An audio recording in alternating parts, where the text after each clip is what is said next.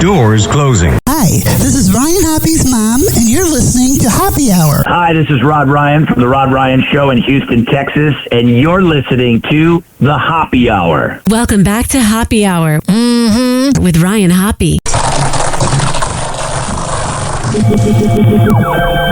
Yes, now. What? Now. If I hit this button, boom, the whole program's gonna start. Okay, well, hit it. All right.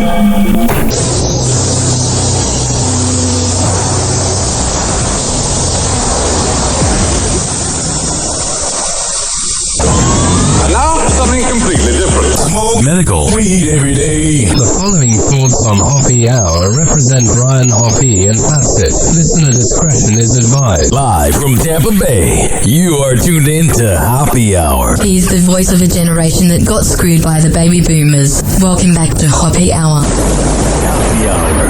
Happy Hour. Happy Hour starts in 4, 3, 2. Happy. This is Happy Hour with Happy.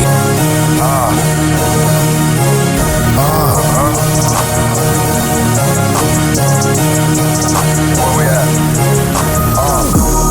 Always going in, never doubt it. Never worry about the dollar. Need a source or trending topic. Be the hottest, search about us. Competition microscopic, never copied. I'm a giant rolling weed up, now we flying. H-O-P-P-E. H-O-P-P-E. H-O-P-P-E. You already know Happy Hour in the system. Oh yeah. What up? What's happening? This is Happy Hour. I am your host, Ryan Hoppe, hanging out with you and you for the next hour or two. 856-49-HOPPY. That's 856-494-6773. You can tweet at me at Ryan Hoppe Radio, and you can always email me, ryanhopperadio@gmail.com. Happy Hot Topic. Today on TNT. Okay, the question. What do Jessica Simpson, Kim Kardashian, and Donald Trump have in common? I was going to say hot as hell until they included the Orange Man. They're all jinxes when it comes to sports. The United States hockey team played in the Yeah, Jessica Simpson was definitely a jinx for Tony Romo back in the day. When it comes to sports. The United States hockey team played in the Four Nations final. Donald Trump called the team, sort of trying to pump them up, but the United States. Can you imagine him pumping you up? It's lost the game 3-2. Donald Trump jinxed the USA team. No. I choose to look at it like without that Trump phone call, we probably would have lost 7-0. Yeah, that guy's a Trumper. One of the stars of Ugly Betty, Eric Mabius, got into a wild bar fight, and he gets arrested. So, you know that guy walks around going, "Hey, everybody, I was on Ugly Betty. Did you know that?" He's at a bar, and the woman that he's with gets into an altercation with the people next to her, and at some point spits. Ew! And then spitting just like another day at a Sophie Rain event. The guy who got spit on's girl starts wailing on this woman. It's great to watch it play out because you see the spit happens and then the woman puts her purse down. She's like, spitting is the biggest bitch move you can ever do. Like, all right, now it's gone. Oh my God. And it jumps in and starts. Prince Harry may be in a little bit of trouble. His visa documents are going to be unsealed. If he lied on his applications, Trump will have the ability to deport the guy. Trump hates... Please do, Trump.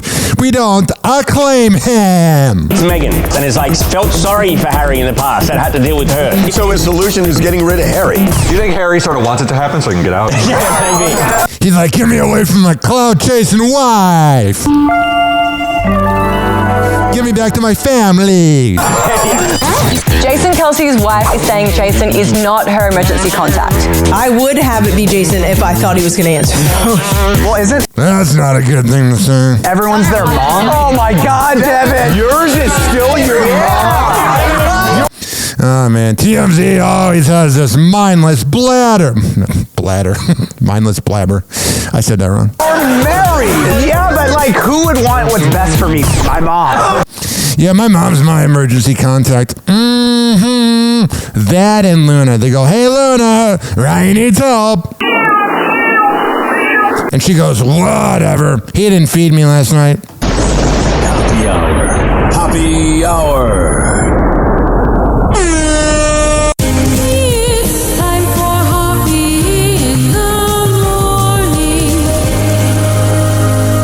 RyanHoppyRadio.com. Happy Hour will be right back. Whenever we're going outside, all I smell is poop. In the nuts, and we'll call it a day. As a reminder, if you don't feel like listening to this next song, you can skip over it. But Ryan Hoppe of Happy Hour takes pride in his selection, so stick around, folks. We're going to come back and get this party going and going. But here's DJ Solo with Chicken Wang. What it is? I go by the name Solo. And I got a new dance for the Midwest. The Associates. We call this here the chicken wine. I don't do no bird walk, I do my chicken wine. Chicken wine. I don't do no steak leg, I do my chicken wine. Chicken wine. I don't do no bird walk, no, I do my chicken wine. Put that thing up on the floor, cause block gon' smash up in this time. Shorty over there, she getting it, man. Shorty over there, she getting it too. Right hand up, while your left leg down, little mama, show me what that booty do. Bet you can't do it like me, hell no. Bet you can't do it like her, hell no. Bet you can't do the chicken wing like me in the VIP when the DJ turn this sound. I don't do no bird walk, I do my chicken wine. I don't do no steak leg, I do my chicken wine. I don't do no bird walk, I do my chicken wine. I don't do no steak leg, I do my chicken wine. When I'm in the club, you know I do my chicken wine. I love doing my chicken wine like I love eating chicken wine. First you take your right leg, then you start to wiggle. You take your arms, move them around just like a chick. Just like that, now you make a circle when your legs get to wobbling. And then you feel the bass, then your head start to knock. Chicken wine. I don't do no bird walk, I do my chicken wine. I don't do no steak leg, I do my chicken wine. I don't do no bird walk, I do my chicken wine. I don't do no steak leg, I do my chicken wine.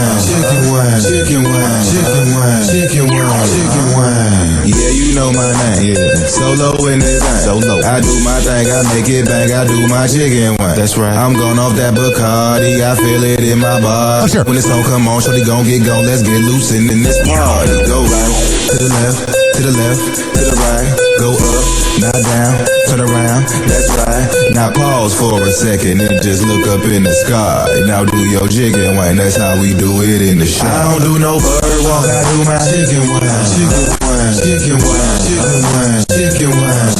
don't do no steak leg, I do my chicken wine. I don't do no bird walk, I do my chicken wine. I don't do no steak leg, I do my chicken wine.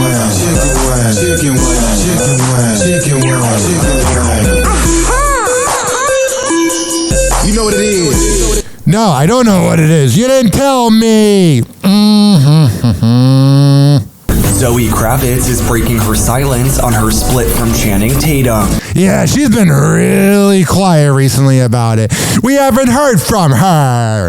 Just 4 months after the Blink Twice director and former fiancé called off their engagement, she emphasizes that their breakup doesn't in any way dampen their history together, especially when it comes to her directorial debut. That's good. Zoe tells Elle in an interview published on February 25th, quote, "Not at all. I love this thing that we made together, and I care for him very much." Wow, a Gen Z girl not throwing her ex under the bus? call the presses. Zoe adds that looking back on her ex's performance in the film warms her heart, saying, quote, "I'm so happy that all happened. I just feel so grateful to go on that journey together." As for where the two stand now, Zoe emphasizes that her ex has so much more coming. Wow, this is amazing. A round of applause to her. Someone who is not throwing their ex under the bus. She should be applauded. At least in terms of his career. Honestly, she shouldn't be applauded because she shouldn't do that anyway. She says, quote, "I think he's in a place as an actor where he's feeling really confident and people are seeing different sides of him. He's got a lot to offer, so I'm excited for people to keep witnessing that." Got it. However, the 36-year-old remains tight-lipped regarding any other... Oh, yeah. You know when she's tight-lipped, it's good. With no teeth. Details about their former relationship. The couple's breakup came as a surprise to fans just months after Blink Twice hit theaters and weeks after Channing shared a heartfelt message to his former fiancée. Yeah, that's cool that they're getting along, whatever.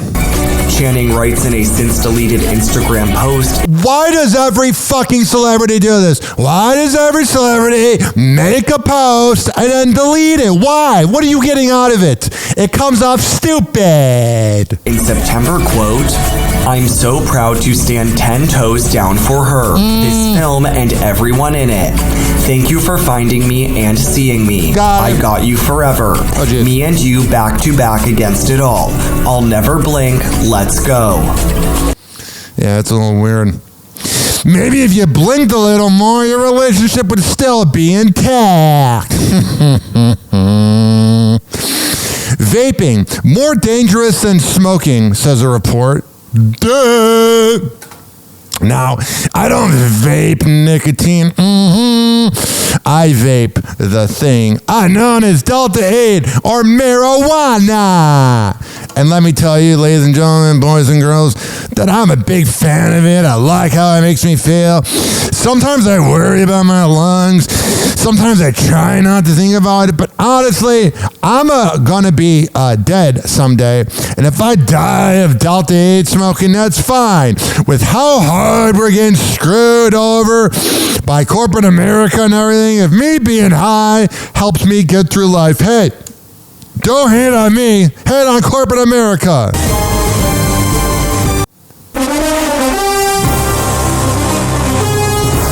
Oh yeah. You know, every time I talk about the NFL, that I must play the music. I can't just go into it without playing it. That'd be a dry, boring radio show.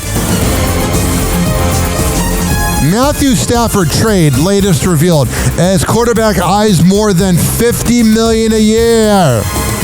He is 37. That is absolutely, positively crazy that he wants to make $50 million a year. I mean, if you can make that happen, that'd be cool. The Giants, the Browns, Steelers, and Raiders have thrown their hat in the ring for Matthew Stafford. And you know that'd be more money in his pocket because he lives in LA, where pretty much the taxes screw you.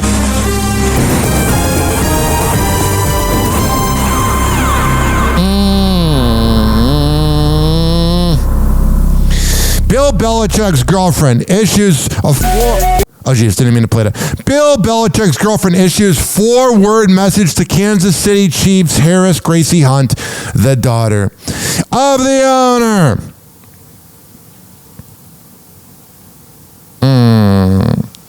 In multiple photos, the influencer, that being Gracie Hunt, shows herself posing with friends, partying on a dance floor, and listening to a DJ set.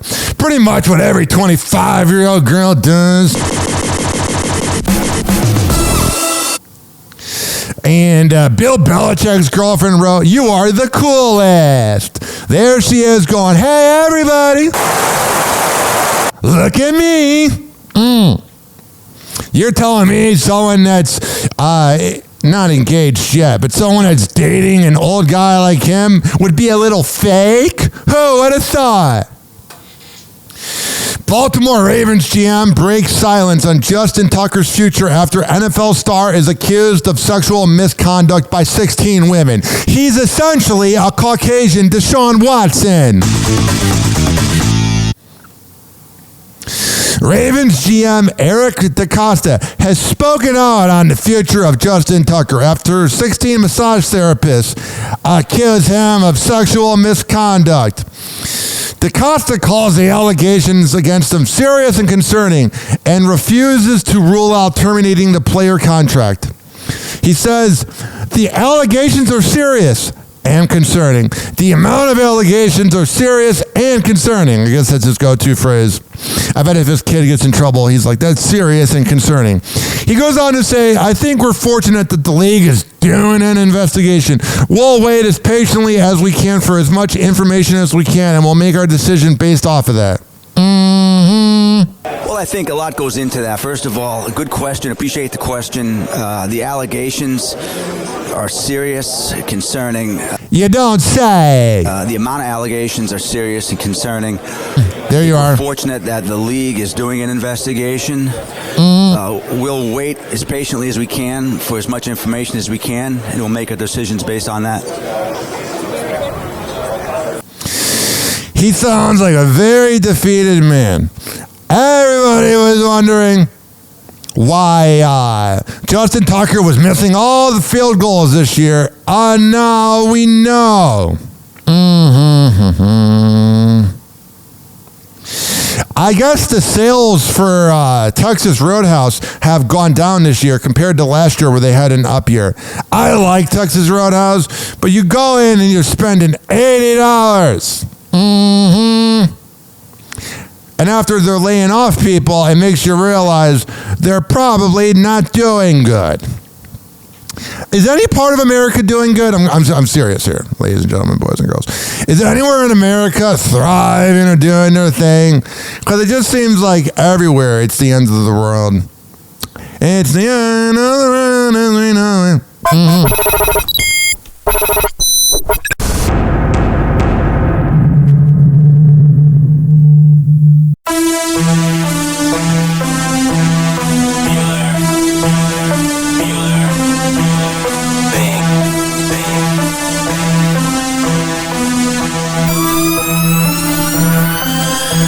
Okay, I'm doped out, smoked out, loud pack so I'm choked out. Riding around with that folk cow, blown clips so it poke out. Bad bitch, big tits, ass fat and it poke out.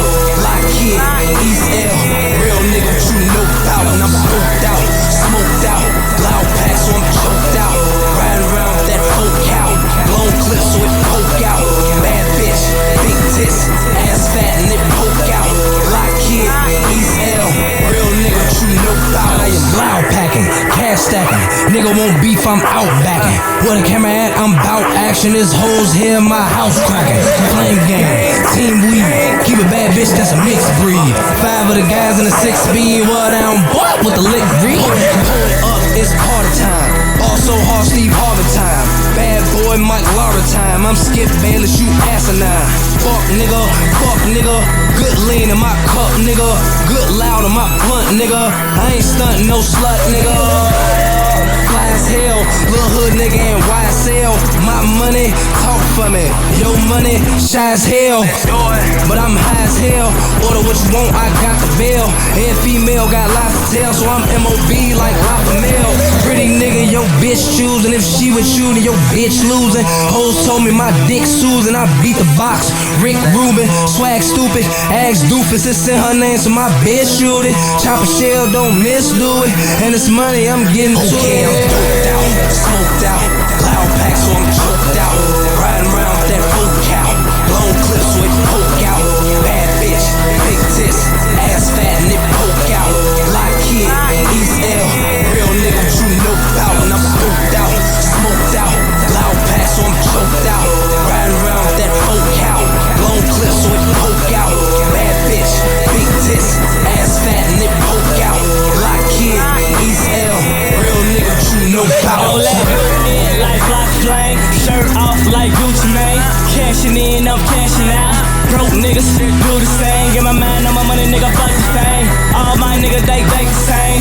Pimp tight without a pinky ring. My bitch ass fat like Pinky Man. Tryna flex on me, what they thinking, man. Cheap talking, that's Walmart. You a hot boy, I'm cold-hearted. Automatic flow, let me go and start it. Down for the shit, I'm on hard. Excuse me if I'm going hard. 24/7, my real niggas, my bodyguard. Piped out, party boys, big gang, bit a party boy. Killer season, I'm killing rappers. No, I don't feel sorry, boy. Real nigga, my ID. Real nigga on my ID. Niggas want beef. Here's the sample, try me. I make a scene, I'm Spike Lee. I'm smoked out like Fridays. Yo, bitch, bad as hell. We loud packing on the highway. Real nigga, what you know about? See what your hoe bout. Keep that money coming in. My bankroll don't fold now. Okay, I'm doped out, smoked out. Loud pack, so I'm choked out. Riding around with that full cow. Long clips with poke out. Bad bitch, big tits, ass fat and it poke out. Lock kid, East L. Real nigga, what you know about? And I'm smoked out, smoked out. Loud pack, so I'm choked out. Riding around with that full cow. Long clips, so it poke out. Bad bitch, big tits, ass fat and it poke out. Lock kid. Happy Hour will be right back. Oh yeah. This following segment has been brought to you by Daisy Beezy Honey at daisybeezyhoney.com. When I tell you it's the best Delta 8 CBD honey around, I'm a man of my words. Go to daisybeezyhoney.com for the best lollipops. I lick the lollipop, the wrapper, a honey stick, or a jar of honey. However the hell you want to get high, go to daisybeezyhoney.com and use promo code HOPPE to save 20%.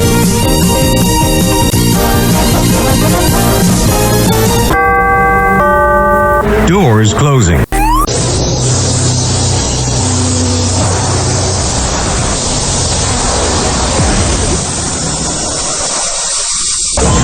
And now, something completely different. It's time for Hoppe in the morning. It's Hoppe Hour!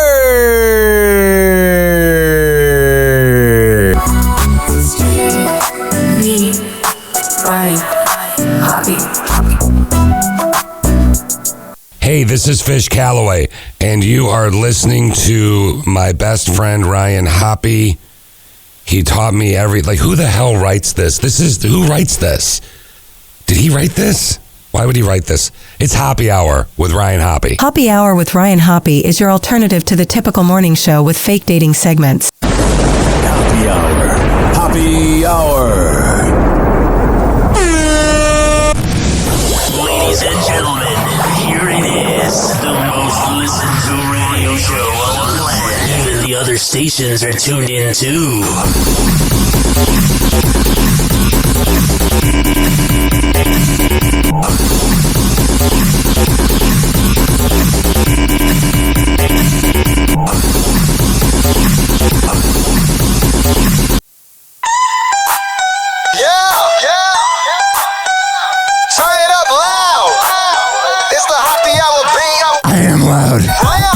Turn it up loud, it's the Happy Hour beat. Oh, sure. Ryan spitting truth while you move your feet. Got it. Sex and celebs with a side of heat. Whatever. Tales from the front row seat. Throwback tune taking you back in time. That's the plan. Ryan's got the story spitting in rhyme. Got it. From the tabloid straight to your ear. Must radio, no doubt, it's clear. Happy Hour got the vibe you need. Ryan Hoppe on the mic taking the lead. 856 Just sipping on that 49 Hoppe. Join the crew, holler it. 856-494-6773. Inside a scoop, we lay out. You can tweet at me at Ryan Hoppe Radio. Text threads. You can always email me. Heads. Ryan Hoppe Radio at gmail.com. Topic is the latest craze. Tune in, folks, let's ride this wave. Happy Hour got the vibe you need. Ryan Hoppe on the mic taking the lead. From dawn till dusk, sipping on that tea. Whoa! Happy Hot Topic! that what I was doing Oh, jeez.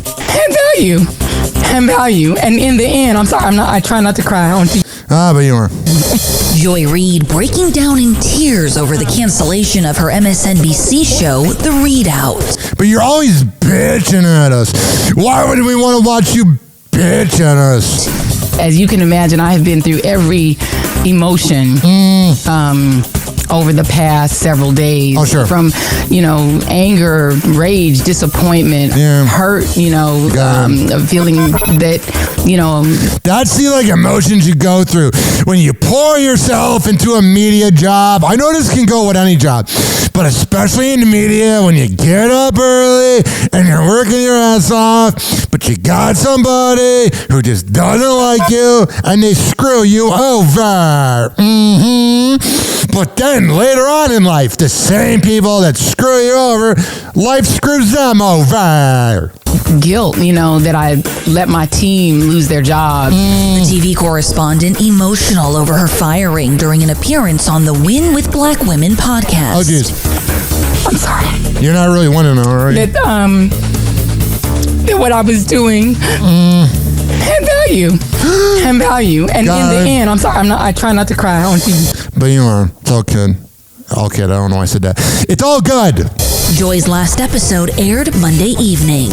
Yeah. I'm not trying to sound like a dick, but who is she? When you are in the midst of a crisis, and specifically a crisis of democracy. That's why we don't want to watch you. You're bitching. How do you resist? It's a move that's by getting fired. Struck a chord with people on both sides of the aisle. I'm not sorry. I am not sorry that I stood up for those things. Democrats. Well, sometimes you gotta play the game a little bit. You know what I mean? Like if you're going all out on saying things that are gonna get you canceled, then you're gonna get canceled.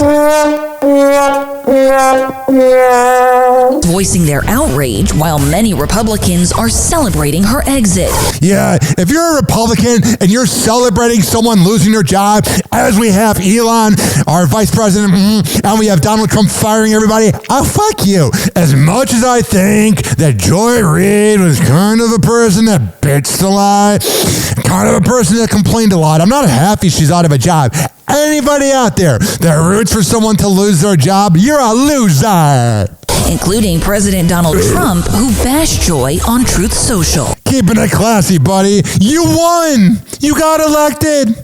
What more do you need? For the whole pedophile allegations to go away. Not sorry. I'm just proud of my show. All right. Yeah, and the people that watched it, I guess. 856-49-HOPPY. It's 856-494-6773. It was funny. I was at this place in a comedy bar, and this guy came up to me, the place I recorded, and I recorded 2 places, and I was sitting at the bar, drinking a little comedy, just chilling, and he said to me, "Oh, I like you a lot better when you're not yelling, because sometimes people can hear me through the walls." And I went, "Thank you." I said, 12,000 people per month like to listen. And he goes, "Well, it's about 144,000 people a year. It's 0.1% of the planet." I was like, "I don't see you doing a podcast. I don't see you putting yourself on the line, you boomer." Freaking boomers are so weird, man. Sorry we're not as great as you. Sorry we're not as amazing as you. Whatever. Happy hot topic. I just was not expecting. I was really So you were shocked too? Oh, I was so shocked. Tina Knowles admits she was shocked when Beyonce won the Grammy for Album of the Year for her country album, Cowboy Carter. When Tina Knowles is saying it, maybe she shouldn't have won. On February 24th, the 71-year-old fashion designer, Damn, she looked good for 71. A black don't crack. with Jennifer Hudson on her talk show about her daughter winning a total of 3 trophies earlier this month at music's biggest night. I was not expecting. I was really So you were shocked too? Oh, I was so shocked. And in fact, I sat there for a second and didn't even believe that it was true. So I was sitting there with my granddaughter room. I wonder how Beyonce feels about that. You can say what you want about the music, but she did work hard to create music. And then you got her mom saying, "Oh, I'm surprised." What the hell's wrong with you?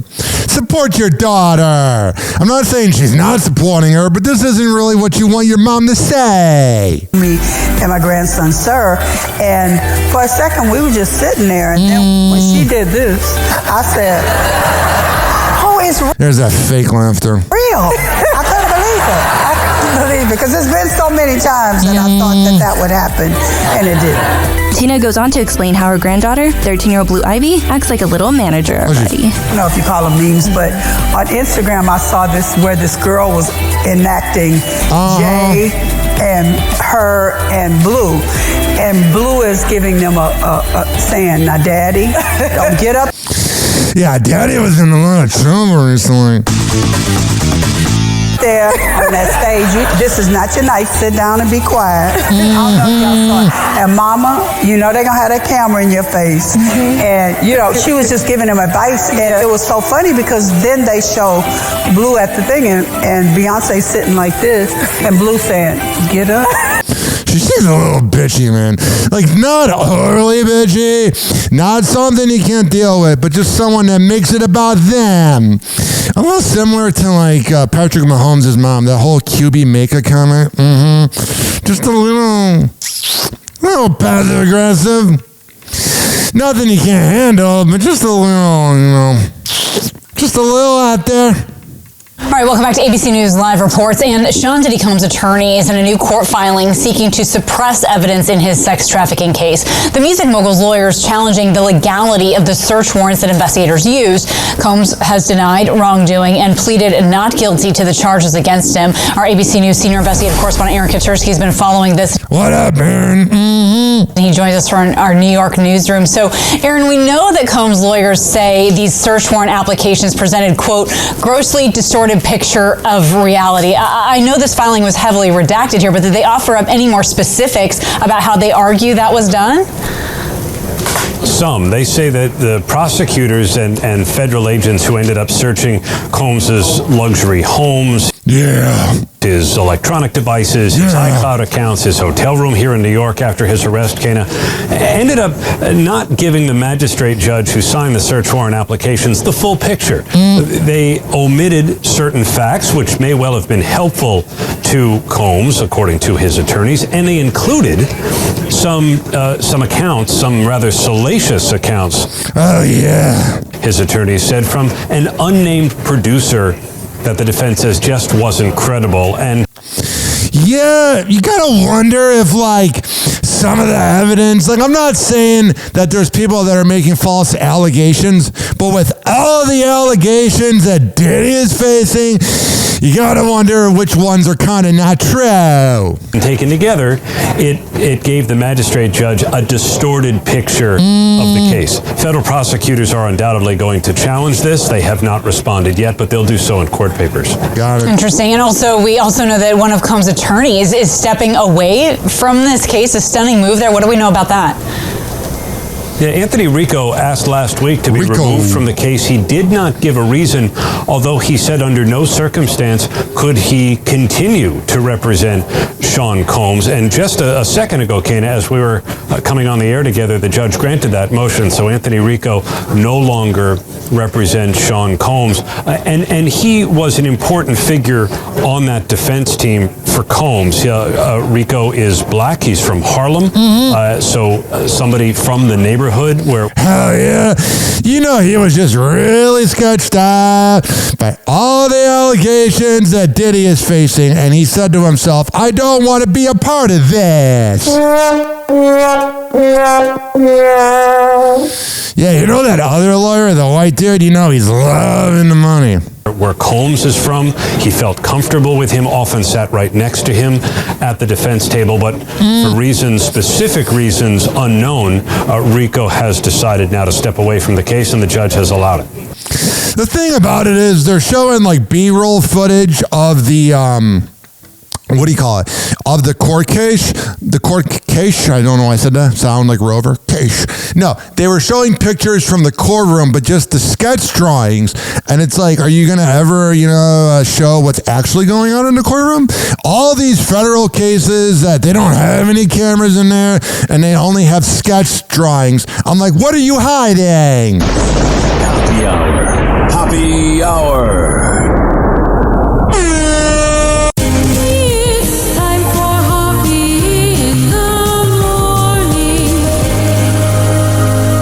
RyanHoppyRadio.com. Happy Hour will be right back. Whenever we're going outside, all I smell is poop. In the nuts, and we'll call it a day. As a reminder, if you don't feel like listening to this next song, you can skip over it. But Ryan Hoppe of Happy Hour takes pride in his selection, so stick around, folks.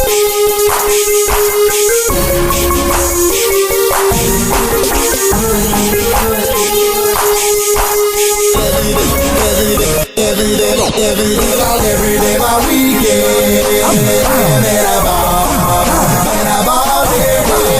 Every day my weekend. We gon' ball. Man, every day my weekend. Hoes, I be freaking. You rain and make you rain, but drop, leave you leak. Okay, nigga, I'm just light skinned. I ain't Puerto Rican. Michael Jackson, PC. My ice look like it's bleached. But I'm amazing. Come out with Caucasian. Bitch, I'm the bomb, so they think that I'm a raven. Yeah, I'm talking like the Taliban. Tools from Afghanistan. My car sits so high, don't start, bitch, I land. And all this ain't juice, man, but I'm on that juice, man. Give me 5 bottles of that goose, I get a loose, man. For real, baby, you playing. Do that on the handstand. Do this shit every day. Ballin's in my plan. Yeah, ballin', that's my 9 to 5. Me and Squirt that you alive. You don't want this kind of beat, you will get Kentucky 9. Versus to be versus, nigga, you just sweet like Hershey's. Living in between your girl thighs. Surprise, every day my weekend. And I ball. Every day my weekend. We gon' ball.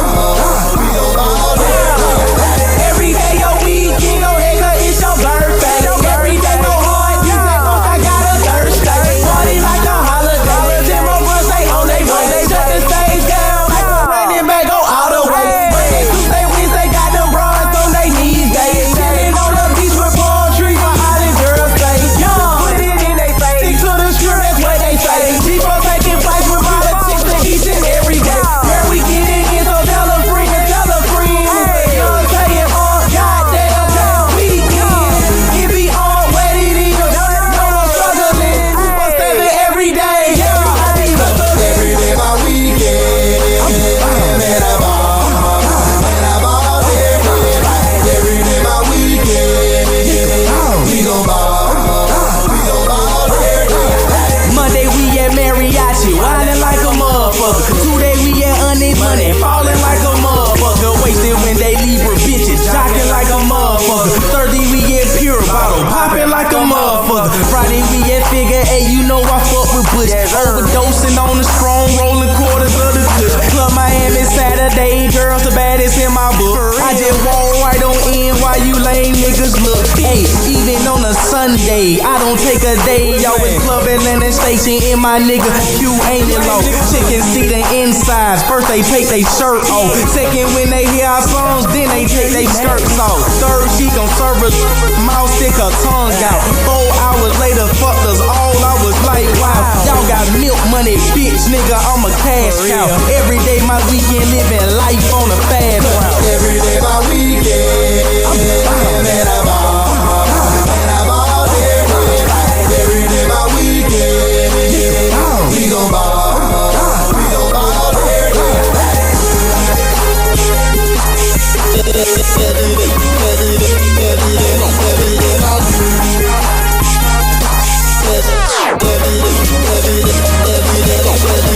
Every day my weekend.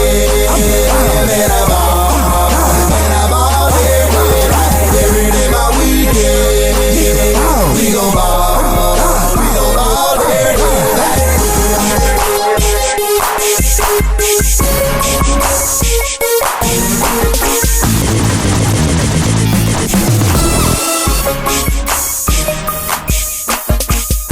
Happy Hour will be right back. Oh, yeah. This following segment has been brought to you by the best pre- and post-workout around. That being Fortify. FORTIFEYE.com. At checkout, use promo code Ryan20 to save 20%. Fortify.com, promo code Ryan20. This is also being brought to you by Rich Keeley, Master Barbershop. At richkbarber.com. When I tell you he's the best barber around, I'm a man of my word. Go to richkbarber.com and sign up, because you can't just go, hey, Rich, can I get a haircut? No, you got to go to richkbarber.com, sign up. He's at 4545 West Kennedy Boulevard. And when you go there, you tell him that I sent you, you'll save $10. And when I tell you he has the best barber in all the Bay Area, I mean it. This is also being brought to you by WestChasePrinting.com, the best printing company in all the Bay Area. Business cards, posters, yard signs, whatever the hell you need printed up, go to WestChasePrinting.com. And on that very invoice, tell them that you heard about it from Happy Hour. Do you notice this trend, ladies and gentlemen, boys and girls? Right, only surround myself with the best. I'm looking out for you. I'm here to entertain you and save you money. Now, I've done 6 episodes of the Hammer and Hank Show with Henry Oakes, but here is his PSA. Search Hammer and Hank on every single major podcasting platform. HAMMERIN Hank. Hello again. It's your favorite San Francisco DJ, Hammer and Hank. I may look normal, but the truth is, I have a condition known as autism. That's right, it's a condition, not a disease. Fact is, autism can strike anyone, regardless of who they are. People with autism normally have difficulties in verbal and non-verbal communication skills, social interactions, and leisure activities. In a recent study, people with autism are less likely to have a job and more likely to become homeless. I beat the odds by having loving friends and family, having a college education. I have even worked in the San Francisco Bay Area as an honored personality for many years. Always remember that people with autism want the same things as you, to be happy and successful. To find out more about autism, please contact your local mental health center or visit autismspeech.org. This is Hammer and Hank, and I appreciate your kindness. Doors closing.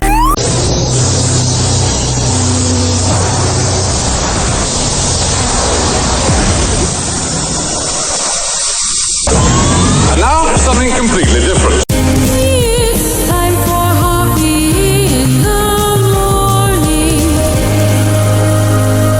It's Happy Hour!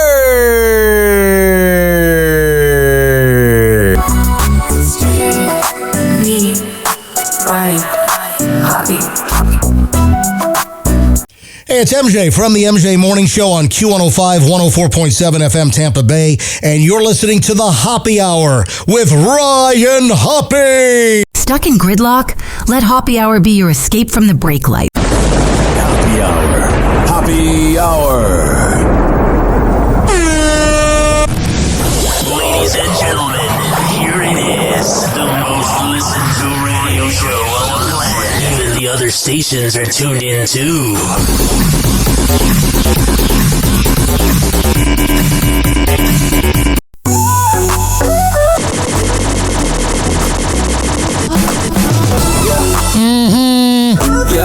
Oh, sure. Yeah, spin the dial, tune in. It's Happy Hour show. Got it. On the Tampa Bay where the good vibes flow. Whatever. You got the scoop, hot gossip and toast. Celebrity news, dating tips for y'all in the know. Happy Hour with Ryan is the place to be. Celebrity buzz, the love line's free. 8564944673. Call up, spill your tea, live on the frequency. Talking about stars, scandals, and affairs. Got it. From Hollywood Hills to paint pop flares. Ryan breaks it down, no drama he spares. Get your dose of tea. Listen if you Yeah, Hoppe Hour with Ryan is the place to be. Celebrity buzz, the love line's free. 85649467. You can tweet at me at Ryan Hoppe Radio. You can always email me, RyanHoppeRadio@gmail.com. It's freaking funny, man. I never know when someone's having a conversation when it comes to their AirPods. Like, I was just in the break room at the station that I work at these studios, and this person's on the AirPods talking to somebody, and they go, "Hey, how's your day going?" And I'm like, "I'm doing good. How are you?" Yeah, I didn't know she was using the AirPods. I do this all the time. Read the fucking situation, Ryan. Call up, on the frequency. Yeah, they can feel straight from the mic, feeling right. Got through the labyrinth of love every night. Swipe. Happy Hot Topic. This music pumps me up. I mean, how can this music not pump you up?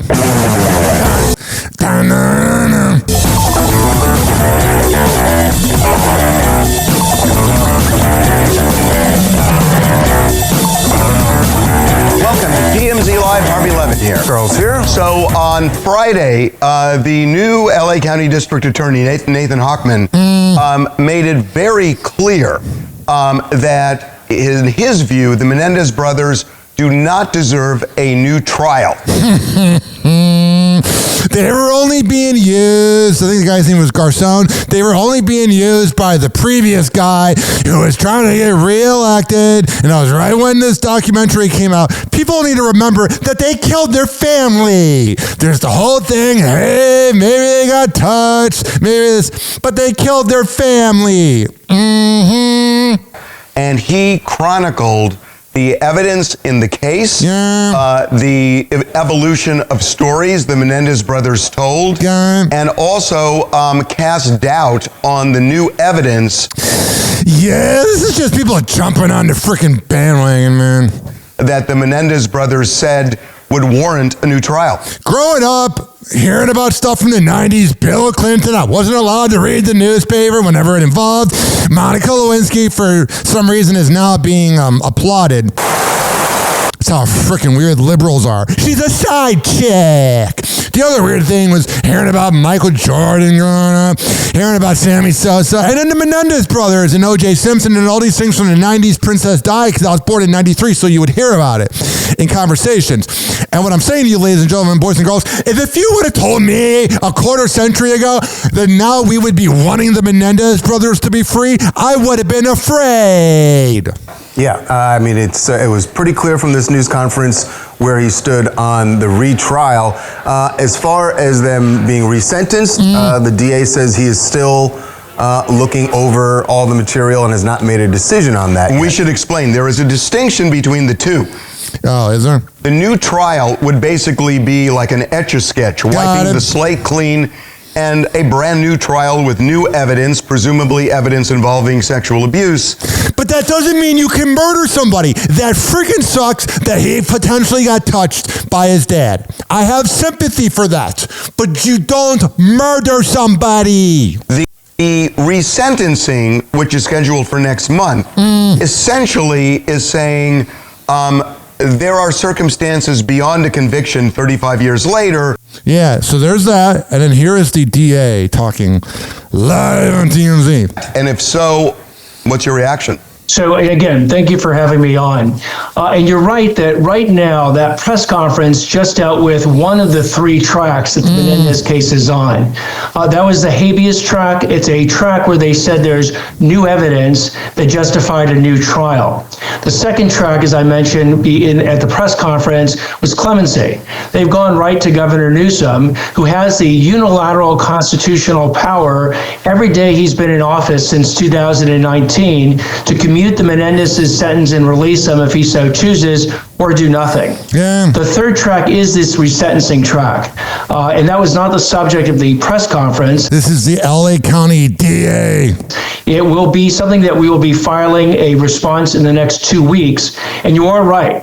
The additional information beyond the trial itself will be considered in the resentencing motion. Have you heard them? Did you hear them talk for about 40 minutes on the podcast?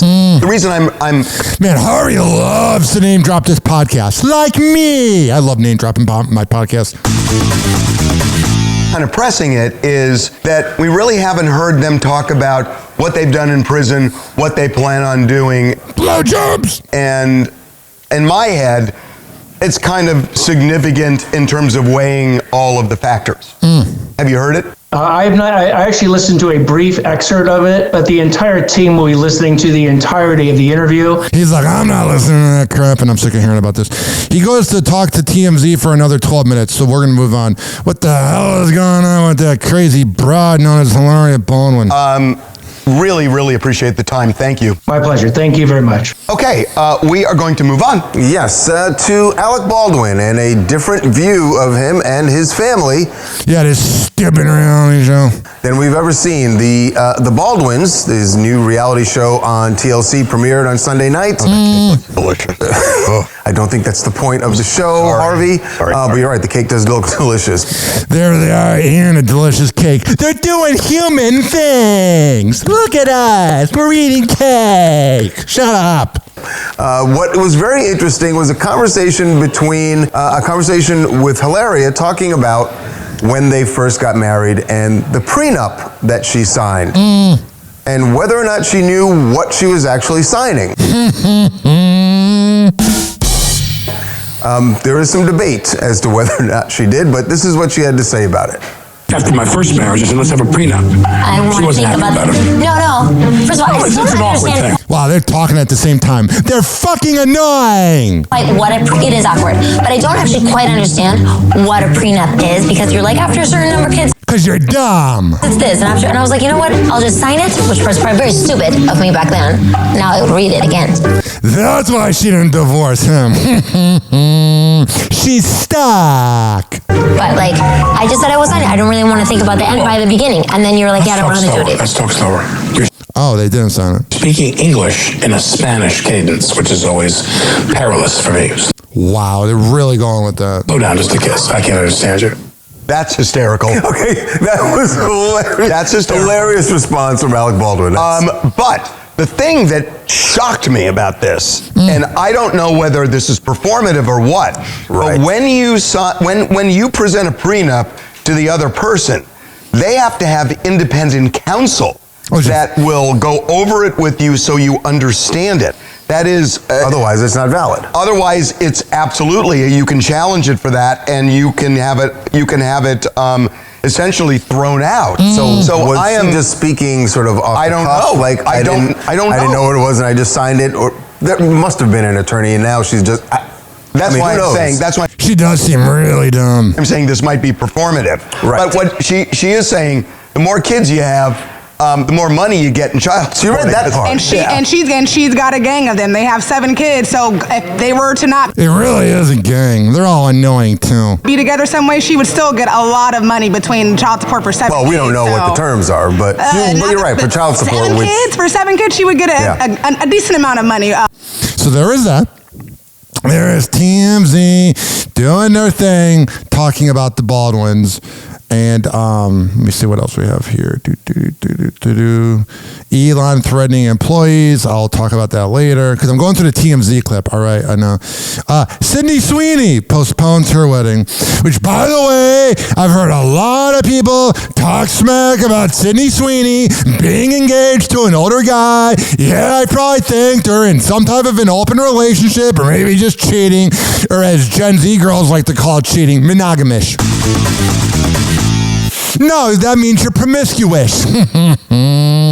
But the thing, ladies and gentlemen, boys and girls, is you hear a lot of middle-aged women go, ew, this other guy is dating this younger gal. They're just jealous that they're past their prime and Sydney Sweeney isn't. There are a lot of people in town who think or are hoping it's a big change because Sydney Sweeney has announced that she and her fiancé, Jonathan Davino, are postponing their wedding. That is not a good thing. Whenever you postpone it, that means you are afraid to admit that it's not working. And it's fine if it doesn't work. Because life is so short and you could be dead in the next 4 seconds. And the fact that you're like, we're going to push it back, that's not good.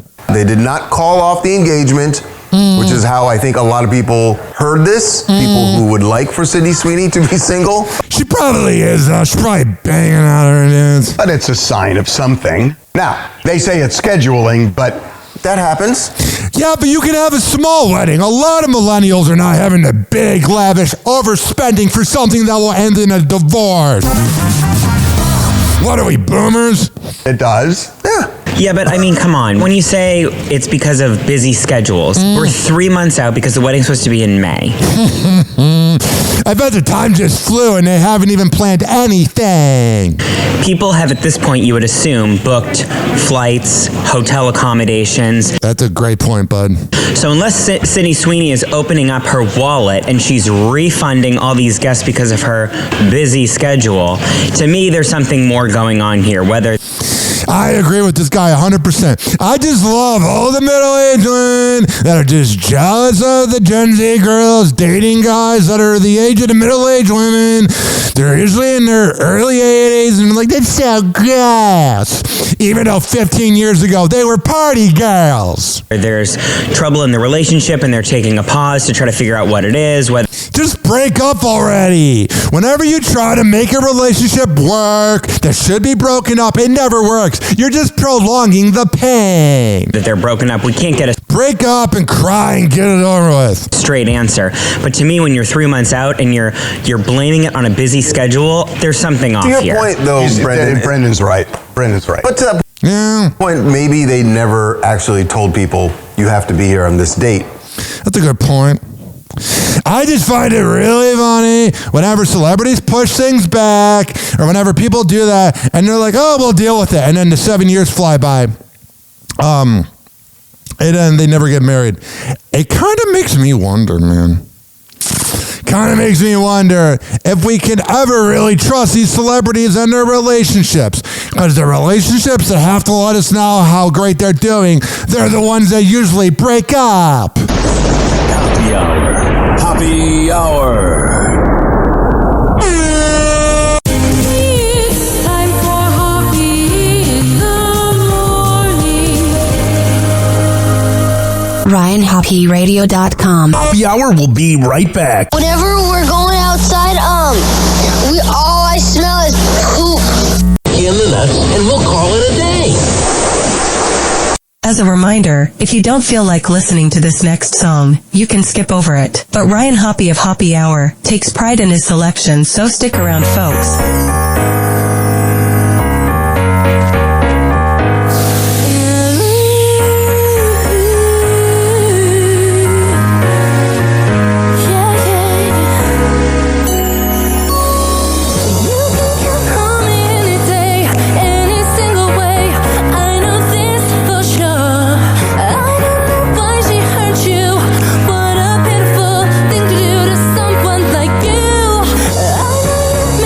Hesitate.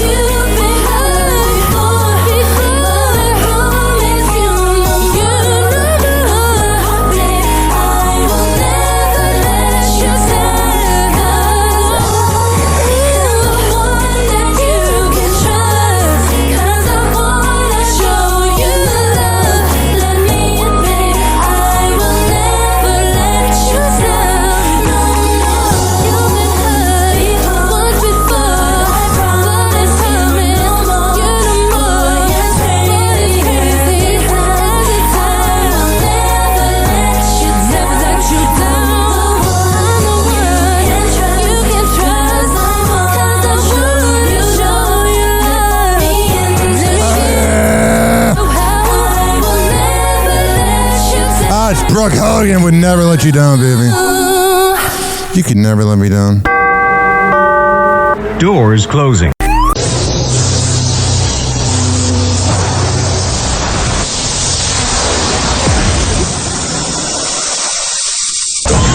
And now, something completely different. It's time for Hoppe in the morning. It's Hoppe Hour.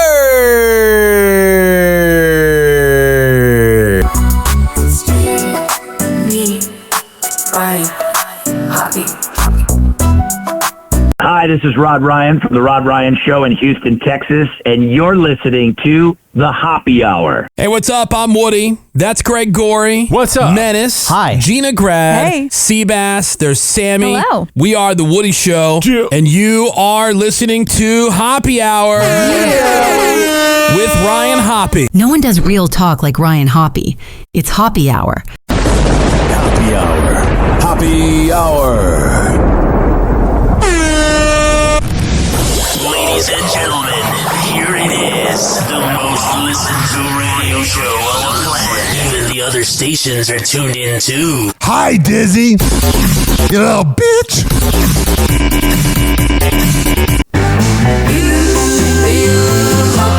Oh, sure. I got it. This is the theme to Hoppe Hour. The theme to Hoppe Hour. Oh, wow. Yeah. With Ryan Hoppe bringing Hoppy. Let's laugh Stupid AI got my name wrong. now. Song's almost perfect. Pop, pop, shoo, wop in the tower. Silly jokes, the last will shower. Ryan's here with all the chatter. Tune in, folks, it really matters. Hoppe Hour is the thing with Ryan Hoppe. Hoppy. Sing, grab your friends and let's all swing. It's the theme on What a Zing. Got it. Scooby-Doo and Wacky Too. Oh, sure. Ryan's laughter fills the rooms. Whatever. Fun and all the balloons. Hop, sour, bring Hoppy. moves. Catch the wave and ride the fun. With Hoppe Hour, we're never done. Ryan Hoppe. 856-49 Hoppy. Everyone. Hoppe Hour is the thing with Ryan Hoppe. We all It's sing. 856-494-6773. You can tweet at me at Ryan Hoppy Radio. Always email me, RyanHoppyRadio@gmail.com. Oh, yeah.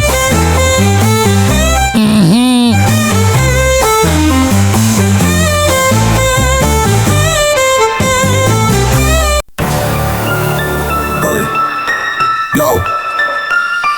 Ryan Hoppe on the mic, breaking down the scenes. NBA drama, living out the dreams. Ex-wives wilder, stories about the queens. Dropping knowledge bombs, all in on the schemes.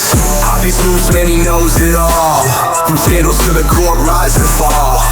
Tune in, now you'll have a ball. Hoppe, Oh, yeah. shock and awe. MJ to Kobe, the game. Shaq's big presence, true Hall of Fame. Got it. Hoppe spills the tea, ain't playing tame. Behind the curtain, nothing left the same. Hoppe's moves, man, he knows it all. From scandals to the court, rise and fall.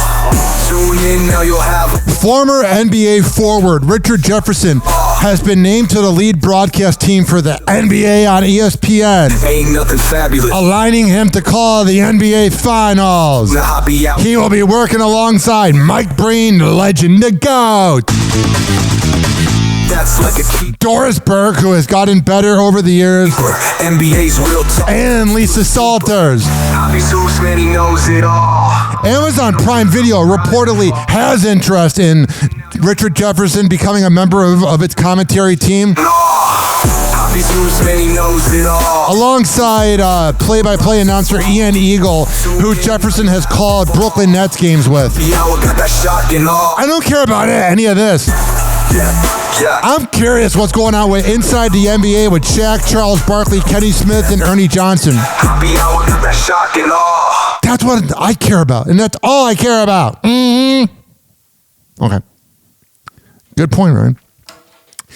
WNBA star Angel Reese makes bold claim about the type of man she wants to date. I have a standard. WNBA star Angel Reese likes the finer things in life and believes that whomever she dates should match her energy in that regard. Oh, so you want expensive dinner. with the chance of you not putting out. On an episode of her Unapologetically Angel podcast with former MVP Cam Newton. Oh, there's two douchebags in the room. I think Angel Reese, if she was the quarterback, though, would have dove for that ball.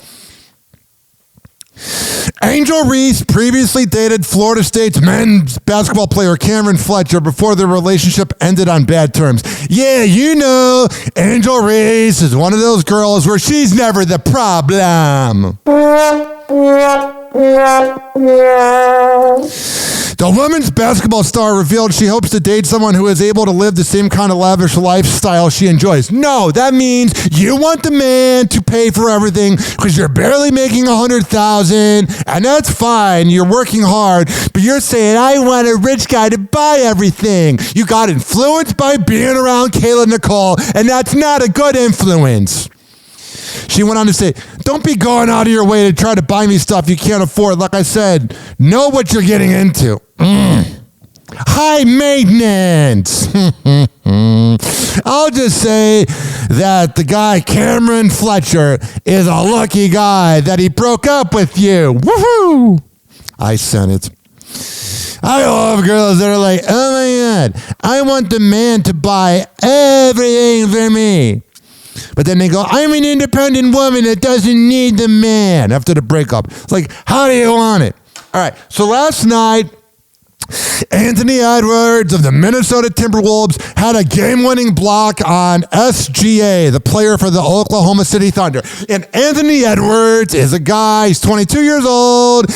He kind of is stupid. He's always swearing on TV and getting himself in trouble. Here's an example. He keeps getting fined for saying the F word in post-game interviews. So here's how it went on Wolves Live postgame on Bally Sports last night. There was 6 seconds left, and Anthony Edwards has the game-winning dunk, or game-winning block, rather, and this happens. They get it into SGA, down by 3. Shea puts it up, off the heel, tapped out, Minnesota pulls off a shocker. So Minnesota comes back from 20 down. Against the Thunder. From 25 down. 25. Minnesota wins, 131. The largest comeback the Timberwolves have ever done. So it's a good day. Everyone's happy and dandy. 28 ties the largest come-from-behind victory in franchise history. Oh, jeez. Gentlemen. Here it comes. Here it comes. So here he is, Anthony Edwards, and two players I can't recognize. Here they are. They're all pumped up. They just beat the Thunder. And remember that Anthony Edwards cannot stop swearing. So here he is on live TV talking to the reporter. First second. The first second, bro. History. Gentlemen. And she turns around like, really, Anthony? You're going to have to give the league another $50,000. Gentlemen, we're on live now. She said, we're on live now. One more time. Gentlemen. Right here. Franchise history. Gentlemen. Why do you keep swearing? This money's going to add up when it's all said and done. Gentlemen, we're on live now. We're on air now, Ant. We just tied the largest comeback in team's history. It was the biggest team win we have seen to take us through this one. Ask them. I mean, them boys played I can't say what they played, but they played their butt off. You might as well just swear again. Like, if you're going to already swear, someone needs to have, like, a discussion with him. Someone needs to pull him aside and say, bro, it's not worth it. Because that really adds up. He's had to pay, like, $200,000 because of swearing. And when it's all said and done, and with all the baby mama drama that he is, you know it's going to add up to his bank account. All right, that was Hoppy's Hoops on Hoppy Hour. We'll be right back. Here's Willa Ford with Oompa.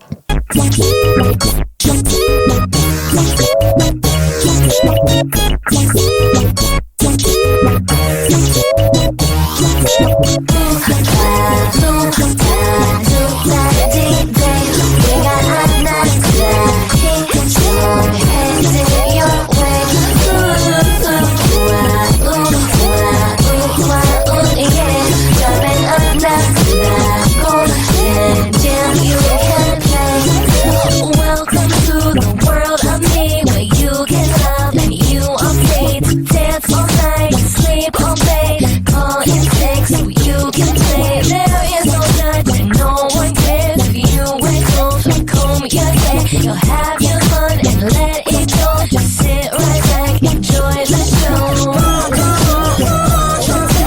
Everybody follow me. It's time for us to all party. We got hot nuts, strong heads in your way. Yeah, dropping up nuts, cold and jam you can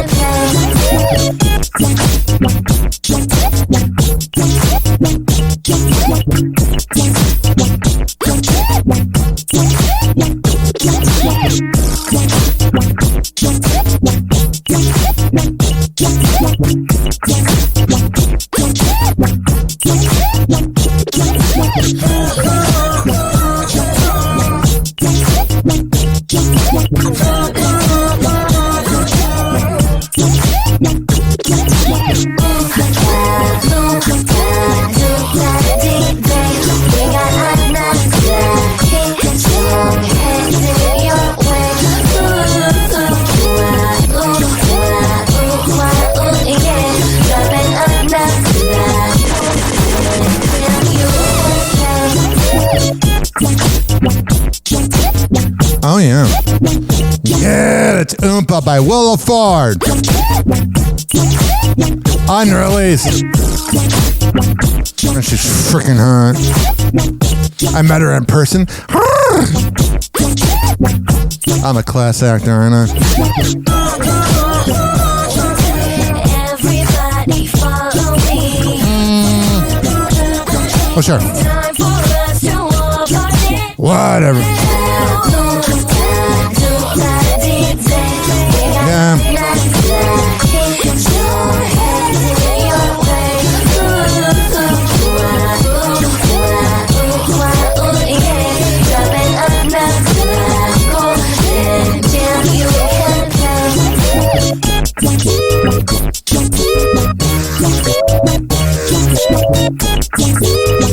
The greatest restriction of freedom in this country isn't DEI and pronoun pressure. It's f***ing poverty and struggle. Oh, geez. And the government's role, I'm not done. It's fine. Jon Stewart had a bloody hand. Jon Stewart proving the show must go on after slicing his hand open on air. I bet he kind of did that purposely. Like maybe he half did it and was like, let me be dramatic. We just try and keep that in mind and just keep trying to do our jobs. The accident went down during Jon's Daily Show monologue after getting He's like the only late night liberal guy I like. Literally the only one. heated about Elon Musk, who leads the Department of Government Efficiency, best known as Doge. Yeah, is it efficient to lay off everybody like the scumbag that you are? It would be embarrassing if it was a small drop in the bucket and that the American people didn't expect that we should negotiate for all their f***ing drugs because we've already paid for them with our subsidies. Jon Stewart broke the glass. The thing with these shows is like, I've tried watching it, but I have to watch like a clip of it the next day. Because if I look at the news, like last night I was looking at the news a little bit before I went to bed. And I was like, I'll just look at it tomorrow, like on the Daily Mail or TMZ. Because if I see the rich and elite screwing over the everyday average Joe before I go to before I go to bed, I better take my meds. If I see something about the everyday average Joe getting screwed before bed, I get mad.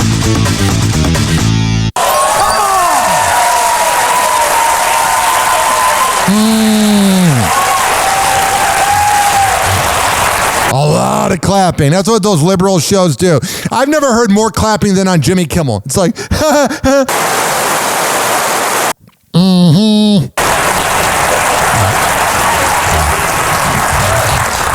be going to the hospital soon. All right, man. So friggin' funny over there. Not really. All right. So a lot of times when I talk about something absolutely positively infuriating, I don't want to begin the show with it. I don't want to just come out and say that Elon Musk is a fucking piece of shit and that we're getting screwed. I want to talk about other nonsense before. But now we must talk about it. Okay? Happy hot topic. There is no lack of people in Washington, D.C. who have had it up to here with Elon Musk. We've seen protests. Here. We've seen all sorts of anger and outrage at the moves that he has made from the Doge. And one of the most shocking, by the way, is that the State Department and several other departments, the officials have told, including the FBI, told their employees, do not answer that question about what you did last week. Right.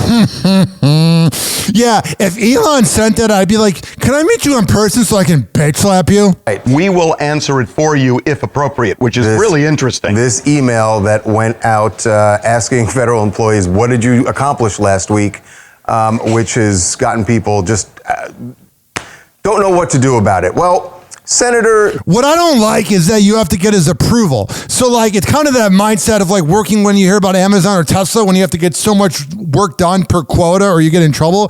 That's what I don't like. Tina Smith from Minnesota did not hold back on her reaction to it. Not that she got the letter herself, but speaking up on behalf of those employees, she did call Elon Musk a blank boss. That blank is another word for penis. Yeah. Yes. And subsequently, she ended up going toe-to-toe with... All right, read the freaking tweet, dude. This is the ultimate dick boss move from Musk, except he isn't even a boss. He's just a dick. Love it, Tina Smith. And subsequently, she ended up going toe-to-toe with Elon Musk on X, which is a platform a lot of people... That's what he ends up doing. He's such a baby. He knows that no one likes him, and he just digs deep into it. He knows that he's kind of a villain, that he's kind of a Lex Luger guy. And if you're such a tough guy, Elon, almost said Elon. That's Tiger Woods' poor wife. Well, she's not very poor. But what I'm saying is, Elon, you can't do all these shitty things to Americans and then get defensive on Twitter. Stand by it like a man. But you're a little bitch. People don't stand up to him on, but she did, and she is joining us now to talk about that email. What up, baby? And what she thinks about Elon Musk's sending it out. Okay. So, Senator Smith, welcome to TMZ Live. Hey, thank you. I'm glad to be with you this afternoon. We are so happy to have you. You know, when I read what you had said, what went through my head was, you know, in a weird way, that the White House seems to be taking glee in the outrage. Very good point by Harvey Levin. That they seem to love it, and they clearly expected it because they're just doubling and tripling down. So that's what's making me freaking scared, is a lot of times whenever you have the person in office, however they run things, that's how companies are run. So from 2021 to 2025-ish, companies were sleepy because we had a sleepy president. Now we have a president that's fucking cutting jobs. And what are companies doing? Cutting jobs. So I'm wondering, your approach is strong for sure, and that's one of the criticism that people had of Democrats. You are not subject to that criticism, but do you think, in a way, it almost plays into their hand because that's what they want, it seems? Well, I like Harvey.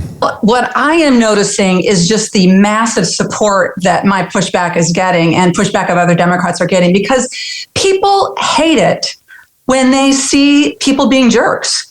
And, you know, I think when that email went out on Saturday, I had that feeling of like, damn it. Like, here is some guy who's got a ton of power, who's trying to use his power to make everybody's life miserable on a Saturday afternoon. And I love it, Tina. That experience that we all have had, anybody who works, you've ever had, of a boss who's just a jerk. I like this type of boomer. Who just, denigrates you, who mistreats you, who gives you a new job to Sounds like morning radio. do on a Saturday afternoon. And not only that, but this job would say, oh, by the way, respond or you're going to lose your job. It's like the ultimate power play. And it made me really mad. And I think it made a lot of people mad. And I love her, man. Will you marry me? And that, I believe, is why folks are so riled up about it. So, Senator, President Trump was asked about that email that went out over the weekend. He was asked about it this morning in the White House while he was meeting with French President Macron.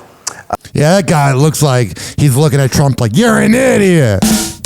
Like all the world leaders. And because you do realize, I understand that Trump has a fan base, and I'm not trying to get too political. Like, I have gone full political, but I'll call out everybody. But I'm telling you, you do realize the rest of the world hates us right now, right? Like, if you talk to the MAGA cult, that he can do no wrong in, even though he went to pedophile island and was friends with Harvey Weinstein and and has a deadbeat son. But when Biden does it, okay. But Biden didn't go to pedophile island, but you know what I'm saying. The thing is, the rest of the world hates us. We have this little MAGA cult and the Western culture of America. But you look at the rest of the world, they're laughing at us. He said he was all for this because ultimately it's just trying to find out who is actually getting some work done as they try to decide where to make cuts. He made it seem like a very reasonable thing to ask of employees. Your response to that is what? Well, I mean, seriously? You want to know what's going on in a federal government enterprise of millions of people, and so you tell everybody to send you an email to one email address by midnight on Monday? That is no way to run anything. And hell yeah, speak up, Tina Smith. People can see right through that. This is nothing but harassment. It's nothing but their ongoing effort to try to force nonpartisan civil servants to leave the federal government because they just think that it's not worth it. And hell yeah, I love this woman. I'd rather have her as president. This idea that somehow this is about accountability or efficiency, what I think is happening is around the country, people are saying, well, I mean, I'm for more efficiency, but this is not that. Hell yeah. So there's that. And then there's this, we are in an economy where there's no fucking jobs, and then you have this. About 1,000 National Park Service employees have been fired. So pretty much every national park, people. And there was already a fucking shortage. In the latest rounds of cuts by the Trump administration. I thought he was a business guy, MAGA. I'm talking to you. You voted for him. I didn't vote. I don't care. But I thought the whole thing was he cared about the everyday Joe. He cared about the hard working. No. He doesn't give a fucking shit. You all fell for it. I knew the writing was on the wall, but I mean, nothing will just prepare you for the shock that. Yeah, how is firing 1,000 people making America great, by the way? It's not. It was just he wanted to be president because he was facing that charge of, paying off a porn star that he cheated on his pregnant wife with. And he's like, if I'm president, they can't really do anything to me. You'll really get once. Fuck you. Once you get that letter, because it's everything I love. It's the Park Service. I mean, our national monuments and parks are just our greatest treasure, and it just ruined my dream, The people were fired in their probationary period, like this former custodian. I mean, just what's going to happen is just no one's going to be there to pick up the trash. I mean, you'd be amazed with how many just diapers I pick up off the side of the road, beer bottles, toilet paper.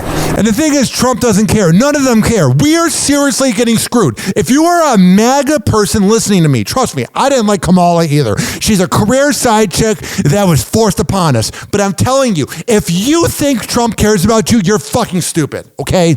If you think Kamala cared about you, insert liberal person, you're fucking stupid. I was stupid for thinking Obama cared about me. None of them care about us, okay? All the stuff that you don't have to see. You get to see the park and its true natural beauty.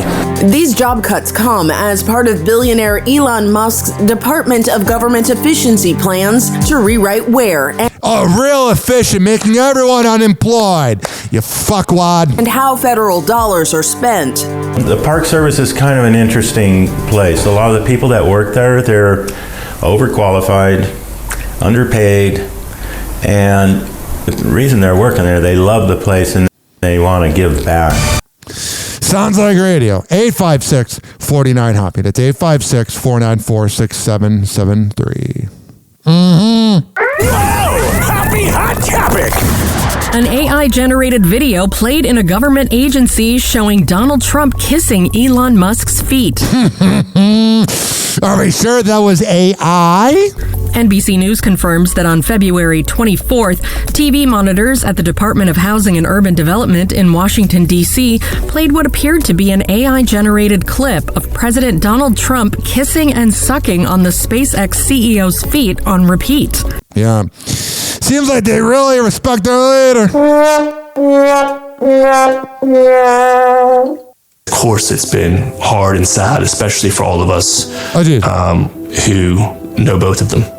A former royal aide is shedding light on Prince Harry and Prince William's rift. Yeah, it is pretty freaking stupid. In a rare interview, the aide says it has been, quote, hard and sad while shedding light on the brothers' ongoing estrangement. Jason Knuff, who previously served as communications secretary for the brothers and their wives, Kate Middleton and Meghan Markle, on February 23rd offered rare insight to 60 Minutes Australia about where the two brothers stand today amid their ongoing rift. It's very difficult to have this stuff play out in the public eye, but he's chosen to keep his thoughts on it private. And I think all of us who know him really have to respect that we should do the same. Whatever. But I will say, of course, it's been hard and sad, especially for all of us who know both of them. The former aide notes that, like any family, the British royals have good times and bad times. We have more like bad times, you know. You got Prince Harry. I mean, Prince Andrew. Well, Prince Harry's not great either. Ups and downs in family. Diddy parties. Even when you really love someone, you can have times when you don't want to spend that much time with them. When asked whether William's eventual succession into his role as king might affect the royal Harry, who stepped away from royal duties in early 2020, takes on within the family, Jason refers to the brothers' long history. Yeah. I can't speculate on the future. They achieved a lot together. Whatever. We got this here. Another example of corporate America screwing you over. Insert average Joe or Jane listening to me stuck in traffic while going to a job. Happy hot topic. All right, for some coffee talk, Starbucks ready to cut down its menu and cut back its corporate staff as well. The coffee giant plans to lay off more than 1,000 employees. Oh, that's good. In a world where we're trying to get by, you're laying off more people. I thought Trump's America was going to be more jobs. And by the way, we're probably not cutting the, cost that the CEO of Starbucks is making per year, right? I bet it went up. Part of a reboot called Back to Starbucks. Are you gonna? I'm getting so worked up I can't talk. Are you gonna lower the prices if you're going back to old Starbucks then? Kelly O'Grady is here to show us what's driving these job cuts and menu changes. The companies are cheap. They don't give a fucking shit. And then they wonder why they're not getting any fucking results. Corporate America might be the stupidest thing on this planet. They're like, oh my God, why is nothing working for us? Because all of a sudden you're cheap, and when you put in cheap results and you put in cheap effort, nothing ever goes right. But all the corporate America, all the boomers with all the money, at least they're fine, you know? Thank goodness. Fuck you. Happy Hour.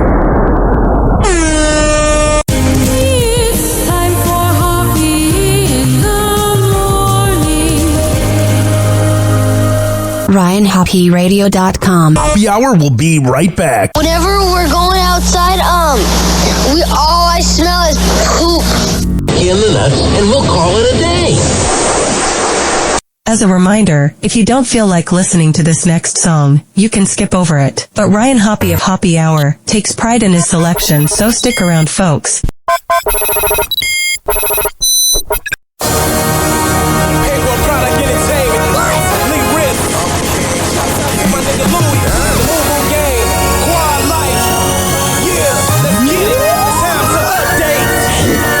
Everything I rock is new. Everything my shit rock is new. Yeah, I got a little old money, but it look way better when it's new. I'm so updated, sedated. I'm so updated. I'm so updated, sedated. That's why they hate it. Everything I rock is new. Everything my shit rock is new. Yeah, I got a little old money, but it look way better when it's new. I'm so updated, updated, updated, dated. I'm so updated, updated.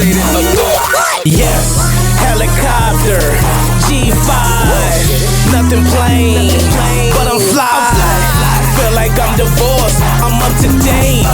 Why you stuck in the past like used tape? Slung a pound of Reggie, bought Giuseppe's with $1,000 shoes. Let's just say I paid a stat to kick it. How you with a Louis Fendi bag addiction?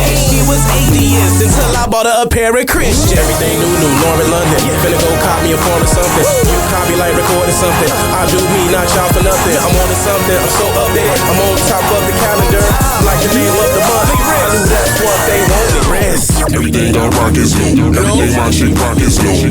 Yeah, I got a little old money, but it look way better when it's new. I'm so updated, sedated. I'm so updated. I'm so updated, sedated. That's why they hate it. Everything I rock is new. Everything my chick rock is new. Yeah, I got a little old money, but it look way better when it's new. I'm so updated. I'm so updated. Everything I rock is new. Too many rocks and my clock is blue. Designer, I be fly as flu. I'm a boss, I can hire you. The bitch say I'm a type of dude, and your bitch is bad to me. Both niggas be mad at me. Pull up, new everything. A bitch won't get anything. It won't be my wedding ring. Smoke dope, sip medicine. I'm king, I live a dream. Every day a new fit. Represent that true shit. Pockets full of them dead people. I don't smoke no men either. And I got a bunch of bitches. My dick be punching bitches. These hoes say I'm delicious. Got the dope that's in my swisher. I just bought me a new pistol. Bought me a new bitch named Crystal. Her hit game is official. Blow the whistle. Everything I rock is new. Everything my shit rock is new. Yeah, I got a little old money, but it look way better when it's new.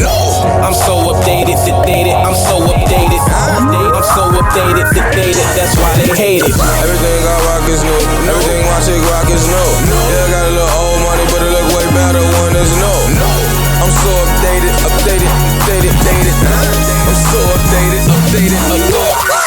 Everything I rock is new. Everything my chick rock is new.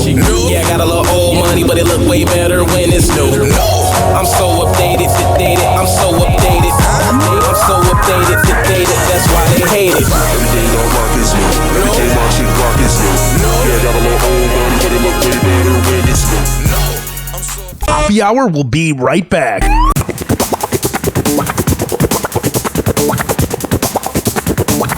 Oh, yeah. You like this little dirty, hairy type music? AI is so freaking cool. Kind of. This following segment has been brought to you by counselingoncall.net. Now, if you live in Florida or Maryland and you need help with your mental health, trust me, go to counselingoncall.net and tell them I sent you. Now, if you don't live in Florida or Maryland and you need help with your mental health, go to psychologytoday.com. It's a little word of advice from me. This is being brought to you by Amir Academy of Martial Arts at amiracademy.com, 2700 22nd Street North, and that's in St. Petersburg. Women's self-defense classes, kids classes, MMA classes, whatever the hell you need, go there. Tell them I sent you. All right, we're going to come back on Happy Hour. We got about 2 segments left. And then today I'm interviewing Kevin Rolston from the Kevin, Virginia, and Jason Morning Show, the KVJ Show in West Palm Beach. So I got to get out of here in probably 45, 50 minutes. But at the same time, if you go to the podcast feed that you're listening on, and you type in HAMMER Hank, Hammer and Hank Show, you can hear the Hammer and Hank Show. And there's also a playlist for it on Spotify. But here's Hammer and Hank. People with autism are often treated like they are different. Believe me, we are. Hi, this is Henry Oakes, but my buddies may have known me as Hammer and Hank. I was labeled as slow when I started school. Come to find out at the age of 12, the doctors decided I was autistic. Now at the age of 48, I have completed an associate degree in radio broadcasting and worked in the San Francisco Bay Area as an on-air personality. So yes, I am different. People with autism have no needs, no different than you. Laugh, love, and learn to gain education and join the workforce. I did it, and so can anyone else with autism. So when you meet someone with autism, don't feel sorry for them. Work with them. Find out for yourself that autism isn't a disease, it's a condition. To find out more about autism, please visit autismspeaks.org. Autism Speaks. It's time to listen. Doors closing.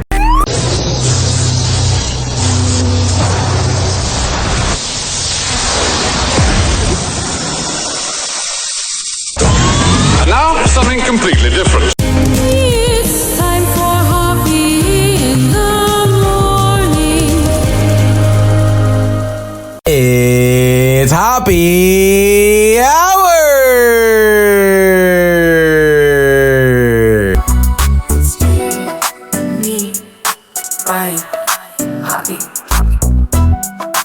Hey, this is Eric Zane. You're like, who? Yeah, I know. Anyway, you're listening to Ryan Hoppe, Hoppe Hour. This motherfucker is resilient as shit. Everybody tries to rub Ryan's fucking face in dog shit, and then he always picks himself up. I love that. Fuck everybody. Give them the finger and kick their ass, Ryan Hoppe. Hey, this is Gary Meyer, and as refreshing as a McDonald's Coca-Cola, Hoppe Hour with Ryan Hoppe. People often argue over Android versus iPhones, but the real debate should be middle-aged Gen X morning shows versus Hoppe Hour. Guess who wins? We will let you decide. Welcome back to Hoppe Hour with Ryan Hoppe. Hoppe Hour. Hoppe Hour. Ladies and gentlemen, here it is, the most listened to radio show on the planet. Even the other stations are tuned in too.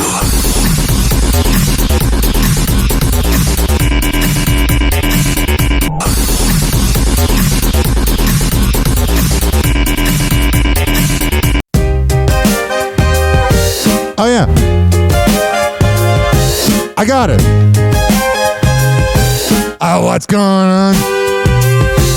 Turn the radio up, it's time for thrill. Oh, sure. Ryan's here with the latest spiel.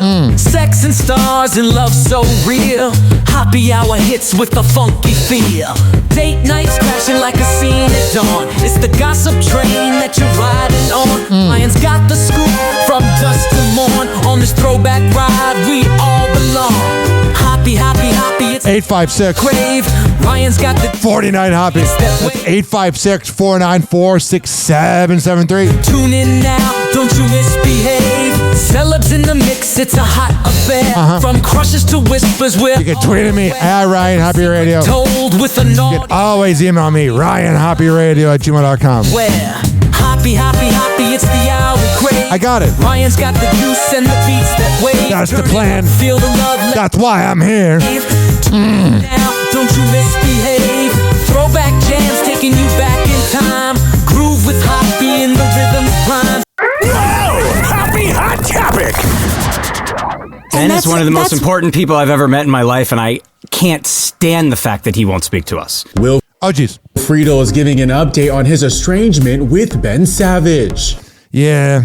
On the February 24th episode of the Pod Meets World podcast. What a douchey podcast, by the way. I'm one to talk. The Boy Meets World alum shares with podcast co-host, Ryder Strong and Danielle Fishel, where he stands with his on-screen brother, Ben Savage, years after Ben walked away from his real-life friendships with his co-stars. It's always sad whenever stuff like that happens. One of the most important people I've ever met in my life, and I can't stand the fact that he won't speak to us. I feel and that's exactly what it is. the same way. He won't speak to us. Correct. I can show you the last 3 years, literally, of messages. And We got it. He won't speak to you. Relax. You're not that important. People are losing their jobs. Will Friedel and Ben Savage not talking is the least of our problems. in the middle of a conversation with Ben, he just Oh, shut up. I'm so sick of it. Blah, blah, blah. Blah, blah, blah. What do we have here? Details continue to emerge about Gabby Petito's final days. A witness claims to have seen Gabby and Brian Laundrie, her then-boyfriend and soon-to-be murderer, during a trip to Moab, Utah on August 12, 2021, just days before Gabby was killed, according to a newly released FBI report. In the report from September 2021, the same month Gabby's body was found, the witness, whose name is redacted, alleged per documents viewed by E! News, he and his family... Yeah, he has really dark vibes, man. I'm kind of agnostic. I don't really believe in anything, even though I pray sometimes because I'm selfish. But I'm telling you, ladies and gentlemen, boys and girls, he has very demonic vibes. Family drove by Gabby and Brian, who were parked on the side of the road. And after seeing Brian slap Gabby, the family turned around and parked across the road from the couple in order to make sure Gabby was okay. The document read, during the time Redacted and his family were observing the couple, the male acted like a lunatic, sporadically opening and slamming doors and pacing around the van. The witness said Brian appeared to be pleading with Gabby and at one point tried to hug her before she pushed him away. Yeah, they really were not supposed to date and also not travel in a van, unfortunately. I don't even mean to laugh. It's just there was no reason they should have been together. Ever. The document continues. Even during the good times, they should have never been together. There was nothing fucking positive about this relationship. The male ultimately pushed the female's legs into the passenger side of the van, closed her door, and entered the driver's side of the vehicle. The male subsequently put his head between his hands, and both passengers appeared to be crying. The document noted the witness and his family ultimately opted not to call law enforcement. However, per documentation of the case, including Netflix's new This is why, I don't know why no one called the cops. I don't know why the Northport police protected him. All of this. Call the cops. Docu-series American Murder, Gabby Petito. It's been confirmed police were called on the couple that same day after a witness saw Brian slap Gabby while parked on the shoulder of a road. You're a real bitch if you slap a woman, by the way. Screw you. Body cam footage from the officers would later show Gabby taking responsibility for the altercation. Gabby would ultimately go missing at the end of August, with Brian heading home to Florida without her. All right, I don't need to relive this. It was really big news in Tampa Bay because they were up in Newport. They maybe needed Newport to relax. They were up in Northport, Florida. All right, what's going on right here? Whoa! Happy hot topic! Get it together, Ryan Army. Wants baby Jack to... let me rewind this. Justin Bieber is sharing the milestone he wants baby Jack to reach ASAP. Oh, jeez. Justin gushes about his and Hailey Bieber's son, Jack Blues Bieber, in a rare interview during halftime at the star-studded Skate for LA Strong ice hockey game at Crypto.com Arena on February 23rd. It'll always be Staples Centers to me as the Kobe Bryant fan I am. I ain't supporting no crypto. That's a scam. Which raised money for the wildfire relief efforts in Los Angeles. Justin shares that he would love for his 6-month-old son to start taking up ice hockey as soon as possible. I say it every episode, but I really respect how they keep that kid private. While taking a break from the game during halftime, which also featured Steve Carell and Ross Lynch, with Snoop Dogg, Will Ferrell, and Vince Vaughn serving as coaches. Yo, it's like every LA celebrity. Justin tells a sideline reporter in a rare interview that it means everything to be able to participate in the charity game. The 30-year-old adds, "We're just looking to have a good time." Oh, jeez. And show that when we all come together, big things can happen. The rare interview comes just a few days after he shares a cryptic message on It really is a rare interview. social media amid speculation about both his health and his marriage. Justin writes on his Instagram story on February 20th, quote, "It's time to grow up. Changing is about letting go, not trying harder. Are you tired of..." I used to make posts like that where you're pretty much projecting what you're going through and you're being passive aggressive. That's why I, number one, don't take any pictures of myself anymore. And number two, I don't post any opinions. I just post this show because no one cares. Trying to follow all of the rules in hopes to get the results you crave? I found love to be more powerful than rules. Oh, that's good. 856-49 Hoppy. Hopefully love can be more powerful than the egg prices. Happy hot topic! This morning, amidst the nationwide scramble for eggs, this egg shortage thing is actually in full effect. Prices continue to soar to record highs. Sometimes we go shopping and we don't come back with any eggs because there's just aren't any. But I thought Trump was going to save the day. Morons. According to the USDA, a dozen large eggs will now run you more than $8 on average, up 4% from earlier this month. The crisis tied to rampant cases of the bird flu, That's good. spreading through flocks nationwide. The 2468 value menu is back for a limited time.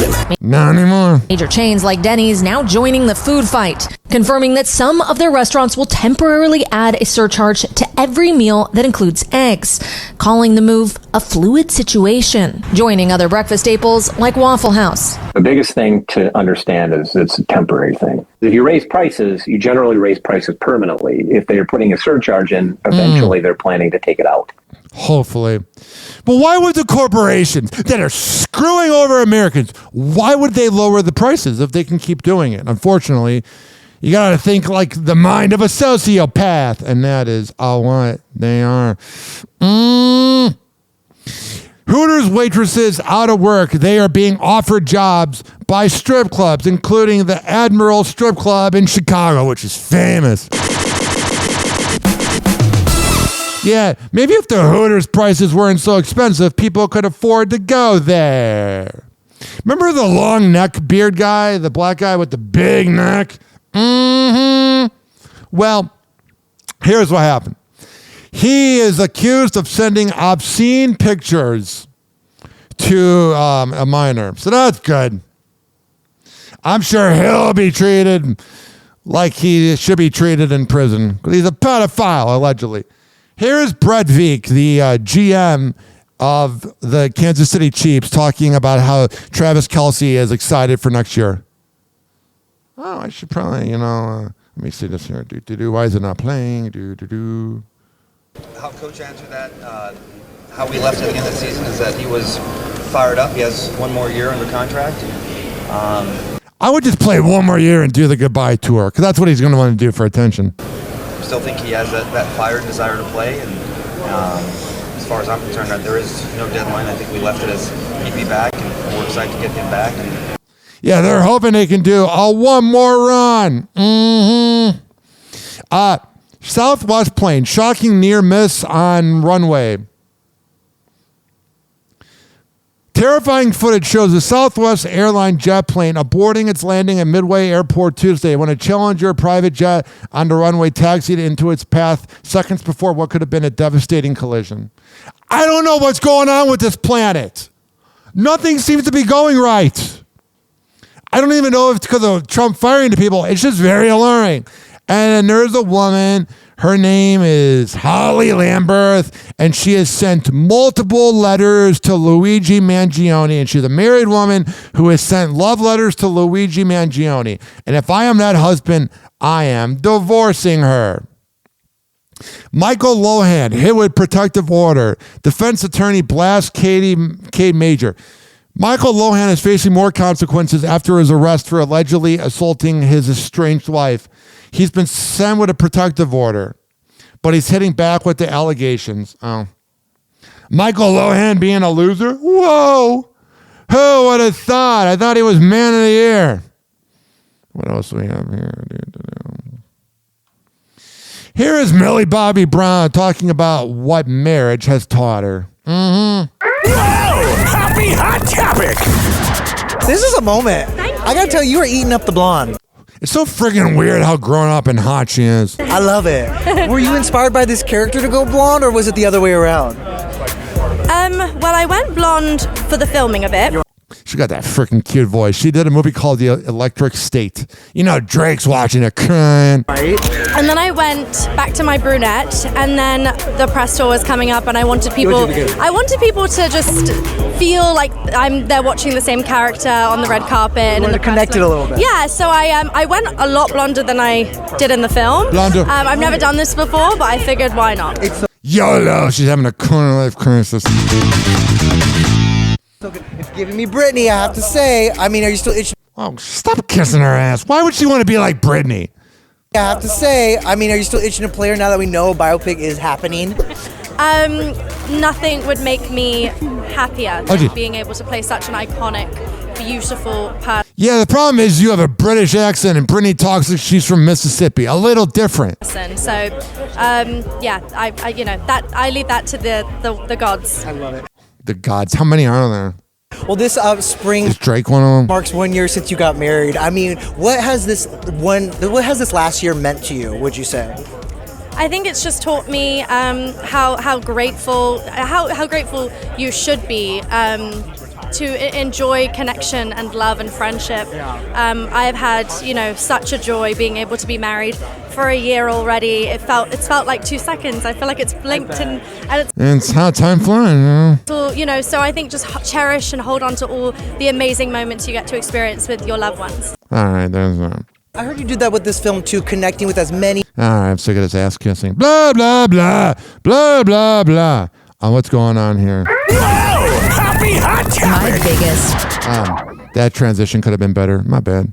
Any other show would have edited that. Me, I'm never perfect a day in my life. My biggest regret with my boobs is that I don't know if I solely did it for me. Jana Kramer is confessing her biggest plastic surgery Jana Kramer's so freaking hot, by the way. regret. The One Tree Hill alum gets real about her breast augmentation while chatting with friends on the February 23rd episode of her podcast, Wind Down. My biggest regret with my boobs is that I don't know if I solely did it for me. I was in a marriage that a husband was cheating all the time, and I would see the women that he was cheating with, and I'm like, I look nothing like them. Yeah. The 41-year-old mom of three goes on to share she was looking for attention after her last surgery she got right before her divorce from Mike Cousin. He didn't even get to see them, which was glorious, so they were not touched. Whatever. What's going on here? Fire Festival's back? Why? Happy hot topic. Anyone that's going to go to another Fire Festival is a moron. Fire 2 is real. My dream is finally becoming a reality. 8 years after the first Fire Festival flopped, its founder, Billy McFarland, is getting ready for his second chance. On Monday, the 33-year-old appeared on the Today Show, sharing details on the upcoming festival, Fire 2. Fire 2 really isn't about the past, and it's not really about me. It's about taking the vision, which is what, robbing people and being a scam artist? What's the vision? Strong. Many will remember the original festival, which was full of controversy. Yeah, people were stranded on it. It promised a luxury music experience and went viral with social media influencers and celebrities promoting it. But when attendees arrived, there was no concert and left many stranded in So what's the experience, buddy? Poor conditions. McFarland pleaded guilty in 2018 to wire fraud charges. All right, so there's that. What is going on here with the deadbeat father of the day? Happy hot topic. Grimes is doubling down and commenting on her son's visit to the White House with dad Elon Musk in a new interview.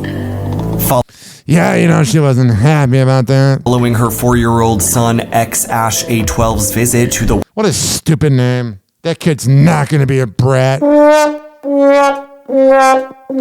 House with Elon, the singer recalls X's moment in the spotlight and reflects on what she believes fame should really look like for a child. Oh, jeez.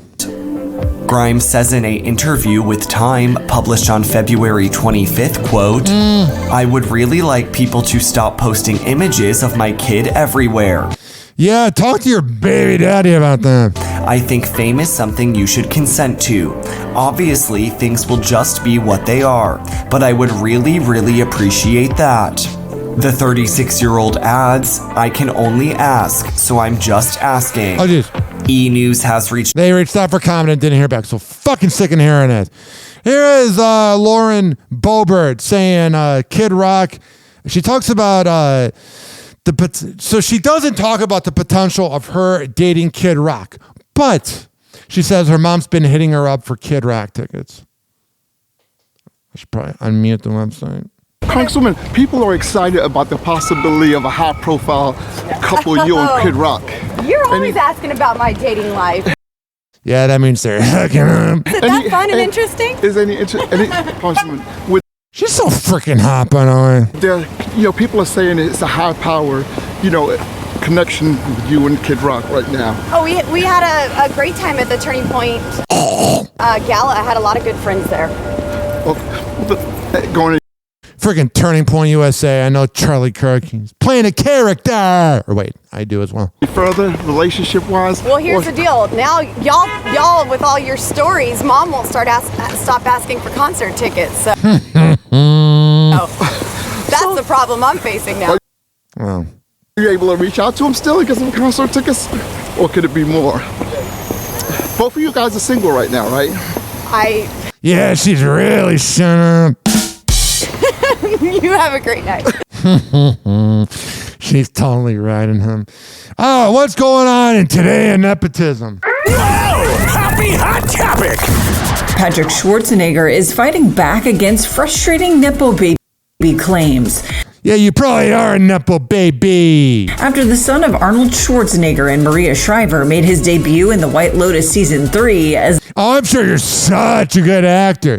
And you didn't get it because of your father. The highly privileged and creepy Saxon Ratliff. Some fans were left wondering if he landed the role solely because of his father's iconic last name. And in response, all he could do was shed light on the long journey that led him to joining the HBO show. In an interview with the Sunday Times, February 23rd, the actor says of his famous lineage, quote, "I know there are people who will say I only got this role because of who my dad is. They're not seeing that I've had 10 years of acting classes, put on school plays every week, worked on my characters for hours on end, or the hundreds of rejected auditions I've been on." He continues, quote, "Of course it's frustrating, and you can get boxed in, and you think at that moment, I wish I didn't have my last name. But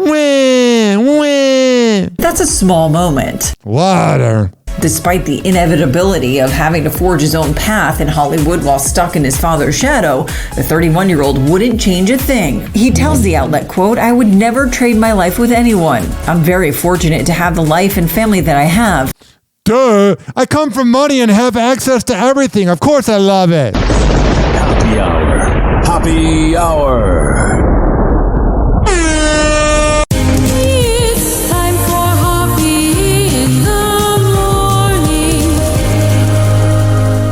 RyanHoppyRadio.com. Happy hour will be right back. Whenever we're going outside, all I smell is poop. In the nuts, and we'll call it a day. As a reminder, if you don't feel like listening to this next song, you can skip over it. But Ryan Hoppy of Hoppy Hour takes pride in his selection, so stick around, folks. It's a new day with your Chico. I don't know. Mi amor, ¿a dónde te fuiste? ¿No te das cuenta que te estoy buscando? No me estás escuchando. She's fed up again, I guess I messed up again. Or sped up again, I should've fessed up again. Like boo, she's just a friend and I'm a man, I don't pretend. Why would I waste my time with a 9, I got a 10. When I'm out, I'm working boo. When I'm home, I'm working you. Or spark the green when you blue, girl. You know how I do. I crack a joke or two, then give you a poke or two. Take us a toke or two, do what I'm supposed to do. Open up doors for you, pull up your chair. I really care, babe, I want you here. I need you right next to me. Flex with me, back and forth texting me. More than just sex with me, girl, I need you in my destiny. Deep inside my chest with me. Secret on my recipe, girl, I need you. And all them things that you do, you keep running away when I'm looking for you.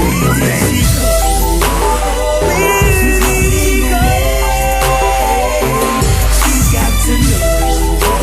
She's got to know. Where she go? Where she go?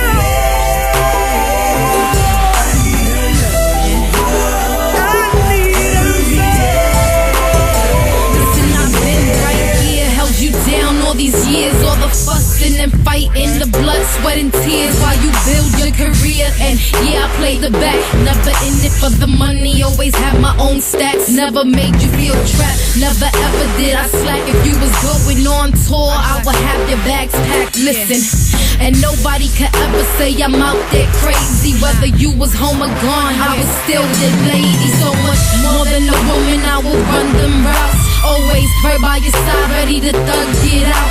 Always showing up in class for what more could you ask it? If I did the math, I'ma owe you on 5. I put up with your lies and all your little sighs, but my love was so strong, so I held it all inside. And I should've been, I could've been your one and only, but you strayed so many times and you left me lonely.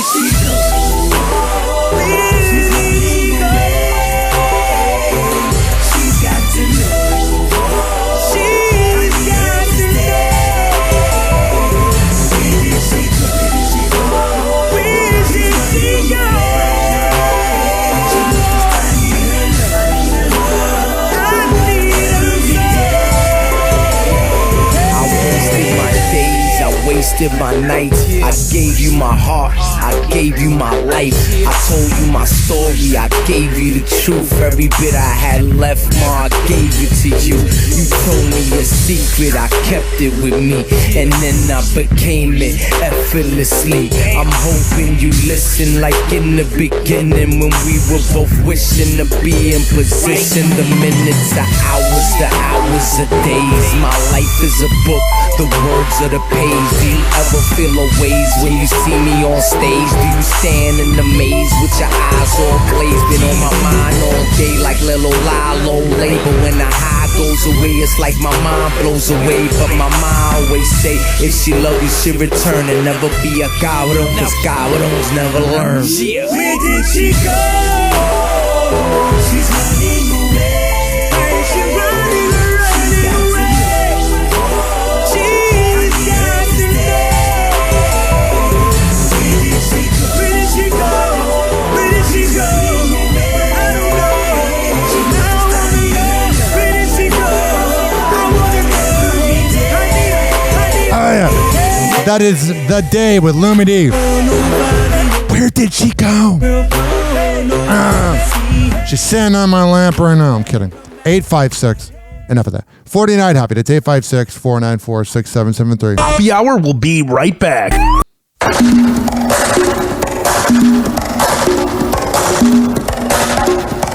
Oh yeah, we got a lot of people that helped this show out. All right, this following segment has been brought to you by Cheeky Mouthguard at getcheeky.com. Use promo code Hoppe to save 30%. HOPPE. This is being brought to you by Shimmerwood CBD drinks at shimmerwood.com. Use promo code HOPPE to save 30%. Good Vibes THC drinks at getgoodfeels.com. Use promo code HOPPE to save 20%. Old Glory t-shirts at oldglory.com. Use promo code HOPPE to save 15%. Garden State Distillery at gardenstatedistillery.com. That's dirty martini vodkas around. Use promo code HOPPE to save 15%. Afuera Coffee. AFUERA coffee.com. Use promo code HOPPE to save 20%.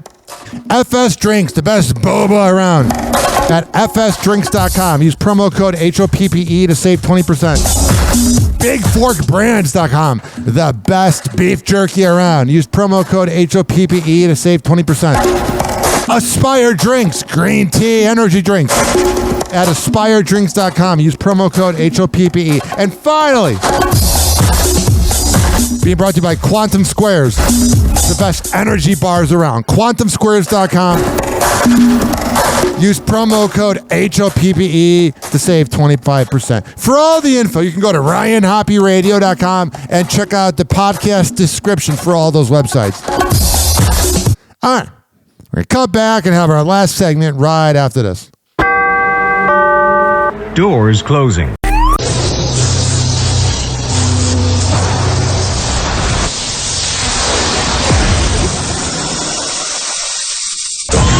Now, something completely different. It's time for Hoppe in the morning. It's Hoppe Hour! It's you, me, Ryan, Hoppe. Hey, this is Drew Lane, Detroit radio legend from the Drew Lane podcast. Ha! And you're listening to the Ryan Hoppe Hour. Hey, it's Abe Cannon from 98 Rock, and you are listening to Hoppe Hour. Hey, what's up? This is Eddie Volkman from the Eddie and Jobo radio show, and you're listening to Hoppe Hour with Ryan Hoppe. Hi there. This is Marge McDouche. You might remember me from the Eddie and Jobo radio show. Now, I'm just looking at this fine young man, Ryan Hoppe, and listening to Hoppe Hour. Oh, this is April Pilifoff, and you're listening to Ryan Hoppe and Hoppe Hour. I hope he can make my daughter happy. She needs tickets to see The Instincts, and I'll have to talk to his manager. I was the original Karen. The golden age of radio is alive and well on Hoppe Hour with Ryan Hoppe. Hoppe Hour. Happy Hour. Ladies and gentlemen, here it is, the most listened to radio show on the planet. Even the other stations are tuned in too.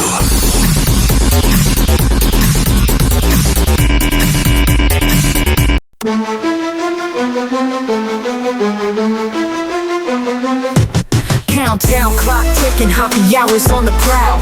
10 seconds left, set to take back the dial. Celebrity gossip, details that get wild. Sex talk spicy, every moment ain't mild. Nothing but juicy, the story's about to drop. 9 seconds, lean in, don't let the beat stop. Oh, sure. Raunchy discussions like the cherry on top. Whatever. Yeah, we're Ryan's here, rising to the top. Woo! 8 seconds closer, hear the crowd cheer. Yeah. Ryan Hoppe's back, the moment draws near. Got it. Celebrity drama, it's all crystal clear. Tune into the Happy Hour, the champ is here.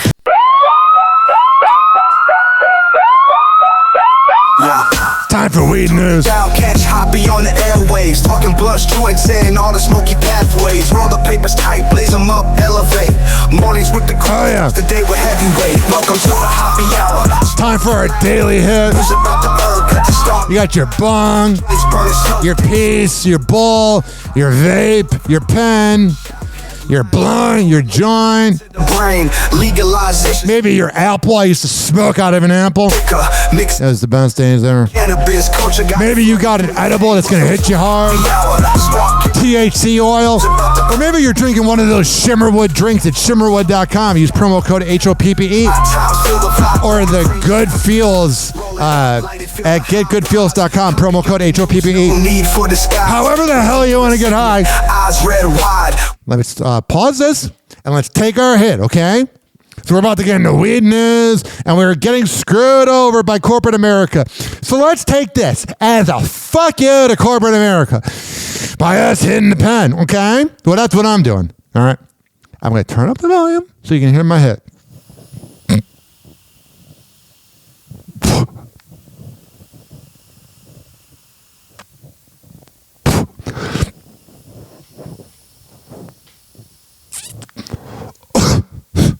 One last hit. One last one. And this one is to say, fuck you to Elon, who makes all autistic people look bad.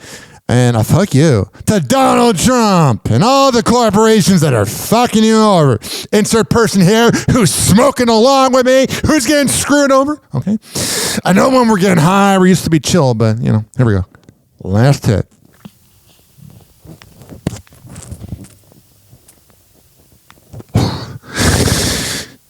My pen died, believe it or not. That's how worked up I am. Why is a song about weed made by AI using the police siren? Sounds like police sirens. I promise it's not.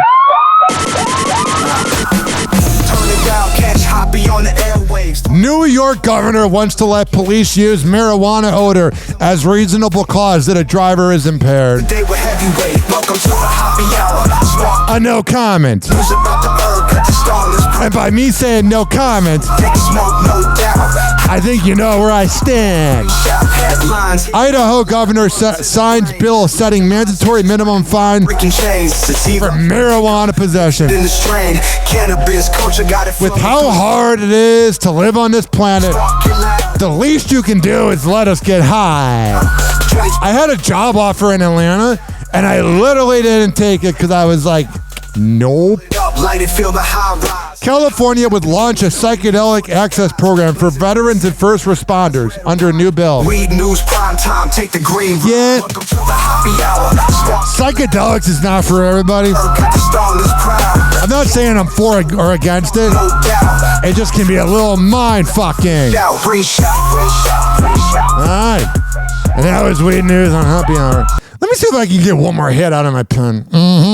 Not my pen, my vape. I had to be literal. Even though you can't see what I'm doing, so I could have just said vape and gone along and kept moving on. But I have to be so accurate. All right, take the hit.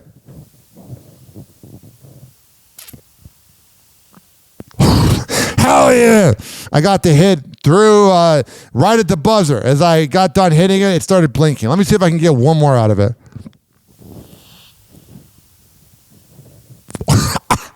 Oh, yeah, I love this pen. It's so freaking great. Because sometimes when the pen's dead or the vape, sometimes when the pen's dead, it like really is dead. That was a fighter. Let me charge it right now. Alec Baldwin said, I'm going to snap your neck. A guy dressed up as Donald Trump was saying he was going to pardon him for taking Helena Hutchinson's life. Now, as much as I despise Alec Baldwin and as much as I can't stand him, bothering him is not it. But also, he's kind of a stupid, stubborn boomer because you really shouldn't be reacting like that and wondering why everyone hates you. So here is Alec Baldwin. Alec, it's your favorite president. Look. Is this guy dressed up as Trump right in his face? Oh, this is Jason Scoop. This guy's really funny. I followed him on TikTok. We're Facebook friends. He loves bothering people dressed up as Trump. Alec, I will offer you a total pardon because I want to be friends, right? I want to be friends. I will give you a total pardon for murdering that woman. If you kiss the ring, Alec. Kiss the big, beautiful ring. Wow, this guy's got balls. Come on, Alec. Come on, look at Alec Baldwin, right? He did that impersonation of me. It was not too hot, not too good. But look, we're back in office. You lost. Kamala lost. She's somewhere getting intoxicated. Look at that suitcase. Unbelievable. Well, Alec, if you don't want that pardon for murdering that woman in cold blood, you can call it first degree, you can call it whatever you want, but it was not good. She's looking down on me right now, smiling, happy. Thank you for confronting the man who took me out, who killed me, and that's okay. Now, let me ask you a question. Sure. No, you realize, by the Whoa. way. No, look at me. I want you to look at me. Yeah, sure. You got a camera on me here? The ring, no, it's the ring. But you realize. Oh, jeez. My kids live in this building, right? But I want you to know something. We love the children. We're doing great deals for the children. Listen to me real careful. Okay. If this camera was here, I'd snap your fucking neck in half. Yeah, you really shouldn't be saying that. Break your fucking neck right out. You know that. He's just a clinical sociopath, that Alec Baldwin. Don't you? Okay. All right, Alec Baldwin. Alec Baldwin, ladies and gentlemen, class act. Believe me. Believe me. I want you to get out of here. Okay. No, I want you to get out of here. Oh. What are you going to do, tough guy? Shoot him? He's yelling at me. I'm a citizen of this. I was born and raised in New York City. I love you, Alec. Alec, look, Alec. I'll take the camera and shove it up your ass. I bet you like things up your ass. You don't want to attack your favorite president, Alec. Look, I love you. I love you, Alec. All right. So there's that. Now, here is a clip of the Baldwins on Access Hollywood, and this is how we'll end the show. Hilaria Baldwin addresses her Spanish accent backlash, and Alec Baldwin talks about the Rush shooting. Whoa! Happy hot topic! Strap in, folks. I'm about to rant. Everyone who is close to Alec has seen his mental health decline. What about the mental health of Helena Hutchins' family? He was diagnosed with PTSD. And he says, if in his darkest moments, if an accident had to have happened this day, why am I still here? Why couldn't it have been me? Yeah. A lot of people are thinking that, bro. On the premiere episode of The Baldwins, Alec and Hilaria aren't holding back about how life is with their kids and just how chaotic things can get. We moved into this apartment in November of 2011. Yeah, and you hear all the annoying kids screaming in the background. I bet their house is never calm. Her and I, no kids. It's quiet. Way too many kids there. And then number one came. Oh, jeez. One kid.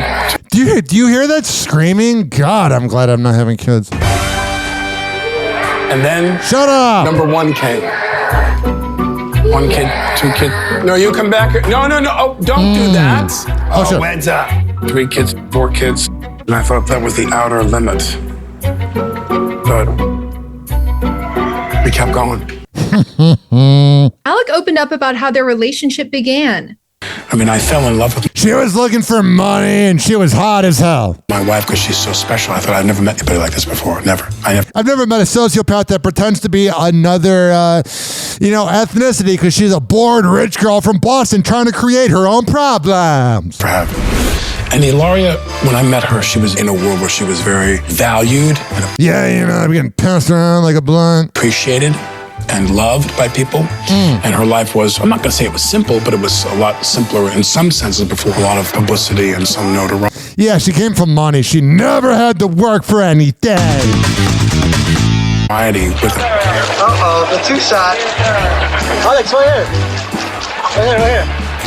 Beautiful. Right here, to your left. Very nice. Oh, jeez. She had what she had and she was happy. She's hot, but she has these crazy eyes. She'll never shut up.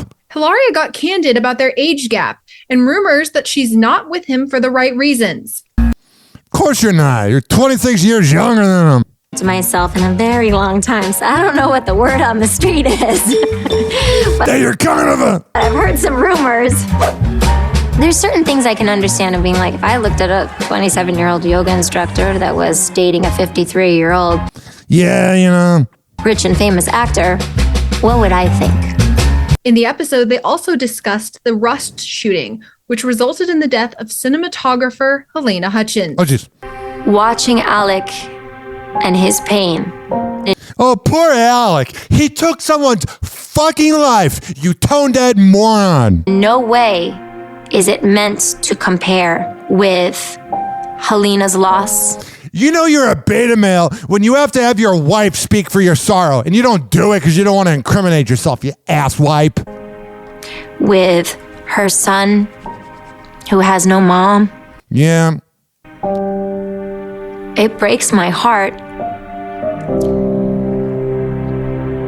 They both talked about how they're trying to remain positive for their kids. This past year, it was so hard. It was so hard. It was hard. But the kids, it's tough. No, Lanta. These candles are for Rob too. There they are, lighting the birthday cake. Alec Baldwin's lucky he has a lot of money. That's a lot of money being spent on kids. No, I told you to be careful. What a bunch of chaos. I have one... I bet he never gets sleep. Overriding thought. I have one overriding concern. Oh, jeez. And that is letting 7 children know that I love them. Okay, 1, 2. That's because you're a sociopath and you can't feel emotions. 3. Happy birthday to you. Oh, jeez. I believe that all we can do is to try to put one foot in front of the other. Yeah. And try to Why are you guys the victims? You literally got away with it. make our kids happy. If I am the Hutchins family, I'm disgusted. And so that's what we're doing. Good wish. Wow. She's just as annoying as the kids. What a freaking annoying kid. Shut up! This should be a commercial for pulling out, wearing condoms, or getting a vasectomy. Mom, why is there wax on the cake? What about piñata?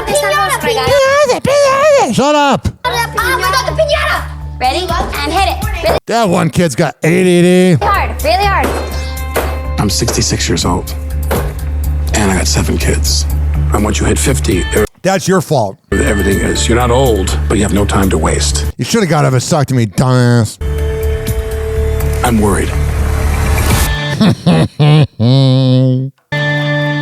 Hilaria also discussed the controversy He lives kind of a pathetic life if you think about it. surrounding her accent. Okay, we need to talk about Hilaria Baldwin's accent. People are finding clips where she goes in and out of her accent. It's getting people riled. Yeah, she was playing an actress. She was pretending to be something. Here's what drives me nuts, is I feel like I'm the only one in the media that calls it out. You know? Eduardo, Pablo Garcia. Edu. Gatito, ¿dónde están los gatos? She's saying, kittens, where are the cats?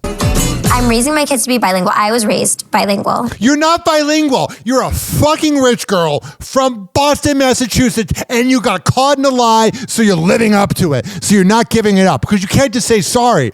It's actually quite freaking racist. My family, all my nuclear family now lives over in Spain. They live there. They're not from there. You are from Boston. You grew up rooting for the Patriots and the Celtics. Shut up. Okay, entonces siéntate aquí. No, it looks so nice. Are you kidding me? I want to teach my kids pride in speaking more than one language. What a moron. You're the worst. I can't stand rich and elite people like this that just are just doing stuff that are stupid. And if we did it, they would make it into an SNL skit. But when they do it, it's normal. Screw off. Growing up and speaking two languages is extremely special. I love English. I also love Spanish. And when I mix the two, it doesn't make me inauthentic. It does. If you're having to say that you're inauthentic and you're trying to defend it, that's because you know that it's true. That deep down you know that you're the most inauthentic person ever. When I mix the two, that makes me normal. No, it doesn't. It makes you a hack because you were never showing the other side. That was just, oh God. You're the worst. You're the worst. And so are your bratty kids that are going to grow up to be sociopaths and your stupid husband. I'd be lying if I said it didn't make me sad and it didn't hurt and it didn't put me in dark places. Oh, grow up. But we're all in dark places. Life's freaking hard. You're no different, honey. But it was my family, my friends, my community who speak multiple languages. Okay. I could, if I really wanted to learn Spanish on Duolingo, I could. I just am too lazy. I could have learned for the last 2 years. But that doesn't make me Spanish. I'm not going to go around and start talking like these. Who have belonging in multiple places and realize that I hate you, Helena. You're a moron. Are a mix of all these different things, and that's going to have an impact on how we sound and an impact on how we articulate things. And TLC is just letting this happen. They're just letting this happen. Why am I the only one that calls it out? Everybody, I mean, TMZ does, but everybody's just like, oh yeah, she's gaslighting you to forget about what you were originally mad about because she's a narcissistic imbecile. The words that we choose and our mannerisms, that's normal. That's called being human. Shut up. You're a dumb broad. During the episode, they discussed the Rust trial, which has since been dismissed. And of course it did. He's rich and elite. The impact it's had on their children. The past 3 years has been a significant chunk of my children's lives. Our older ones were much younger, but have had the awareness because of their age. Whatever. To be able to understand what's going on. The youngest 3 don't know a life without this. We're going through some very stressful things. Oh, God. I can't stand rich people like this. And we're trying to parent through it. Everything was so different before this happened in our life. Duh, you took a fucking life, moron. And if you weren't Alec Baldwin, you would have got charged with manslaughter. Of course your life's a little fucking different, dumbass. Lives are very, very different. Our children have been forced to recognize that. They've been... Oh, your poor kids. Have some responsibility for once, you freaking narcissist. Forced to deal with that with us in their own way. And they've had some really unfortunate realizations about things that are going on. What, that daddy's a narcissistic loser with no sense of humor and no common sense when it comes to our freaking gun? Life will forever be different. Helena lost her life in the most... Why is freaking your wife speaking for you? She's kind of saying sorry and that she feels bad that it happened. Why are you such a beta male that your wife is saying what you should be saying? Most unthinkable tragedy. You're a bitch, Alec Baldwin. A son lost his mom. We are going to feel and carry this pain forever. Oh, jeez. This will be a part of our family story. We got it. We heard you the first time. They also talked about the impacts the Rust tragedy has had on Alec's mental health. Oh, poor mental health. And listen, I'm a mental health proponent. Everyone knows it, but shut up. This has been just surreal. I mean, I can't even believe that we're going through this. And I always feel more in pain about you than me. Because I think Oh, really? You feel emotions? to myself, well, you know, I'm going to try my best to just get through it. And I think what it's done to you and how much it's hurt you and everything. All right, I've had enough. To call them tone deaf would be a freaking understatement. They are the definition of tone deaf. TikTok, clocks are juking, playing cruel pranks. Hoppy's hour almost done. Feels like robbery in banks. Ryan Hoppe on the mic, dropping wisdom in streams. Syndicated sorrow, now it's time to shatter dreams. Oh, the Hoppe hour is coming to a close. Radio waves fading like a wilted rose. Laughter and joy dissolving in the air, but we'll keep the rhythm. Oh, life's just so unfair.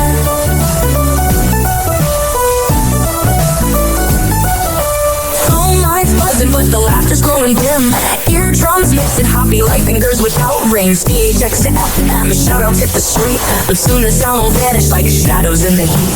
Oh, the Hoppe hour is coming to a close. Radio waves fading like a wilting rose. Laughter and joy dissolving in the air, but we'll keep the rhythm. Oh, life's just so unfair.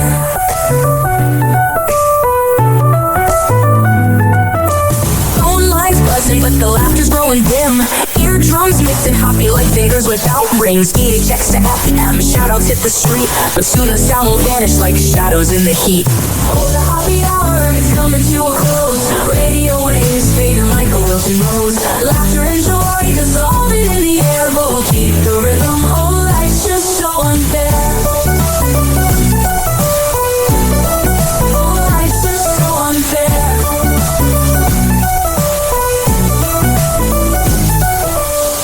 Every night like clockwork to a show. Now it's time to face the silence like a TV on snow. Ryan Hoppe held the mic with humor so divine. The void left in our hearts wider than a canyon line.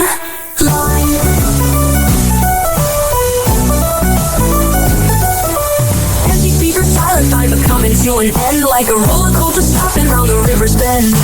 Hoppe's jokes and jabs, he's our daily grind. Now silence louder than the thoughts we can't rewind. Oh, the Hoppe hour is coming to a close. Radio waves fading like a wilting rose. Laughter and joy dissolving in the air, but we'll keep the rhythm. Oh, life's just so unfair. The Hoppe hour is coming to a close. Radio waves fading like a wilting rose.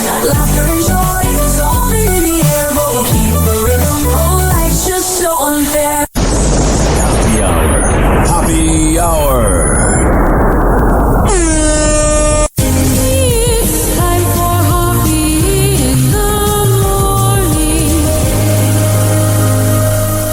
RyanHoppeRadio.com. And like that, he's gone. Whenever we're going outside, all I smell is poop. I'll kick you in the nuts and we'll call it a day. Hoppe hour is now over.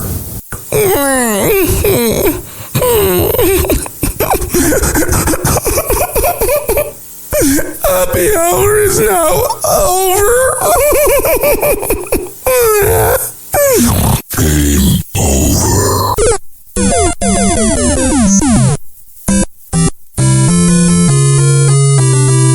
This concludes our broadcast day.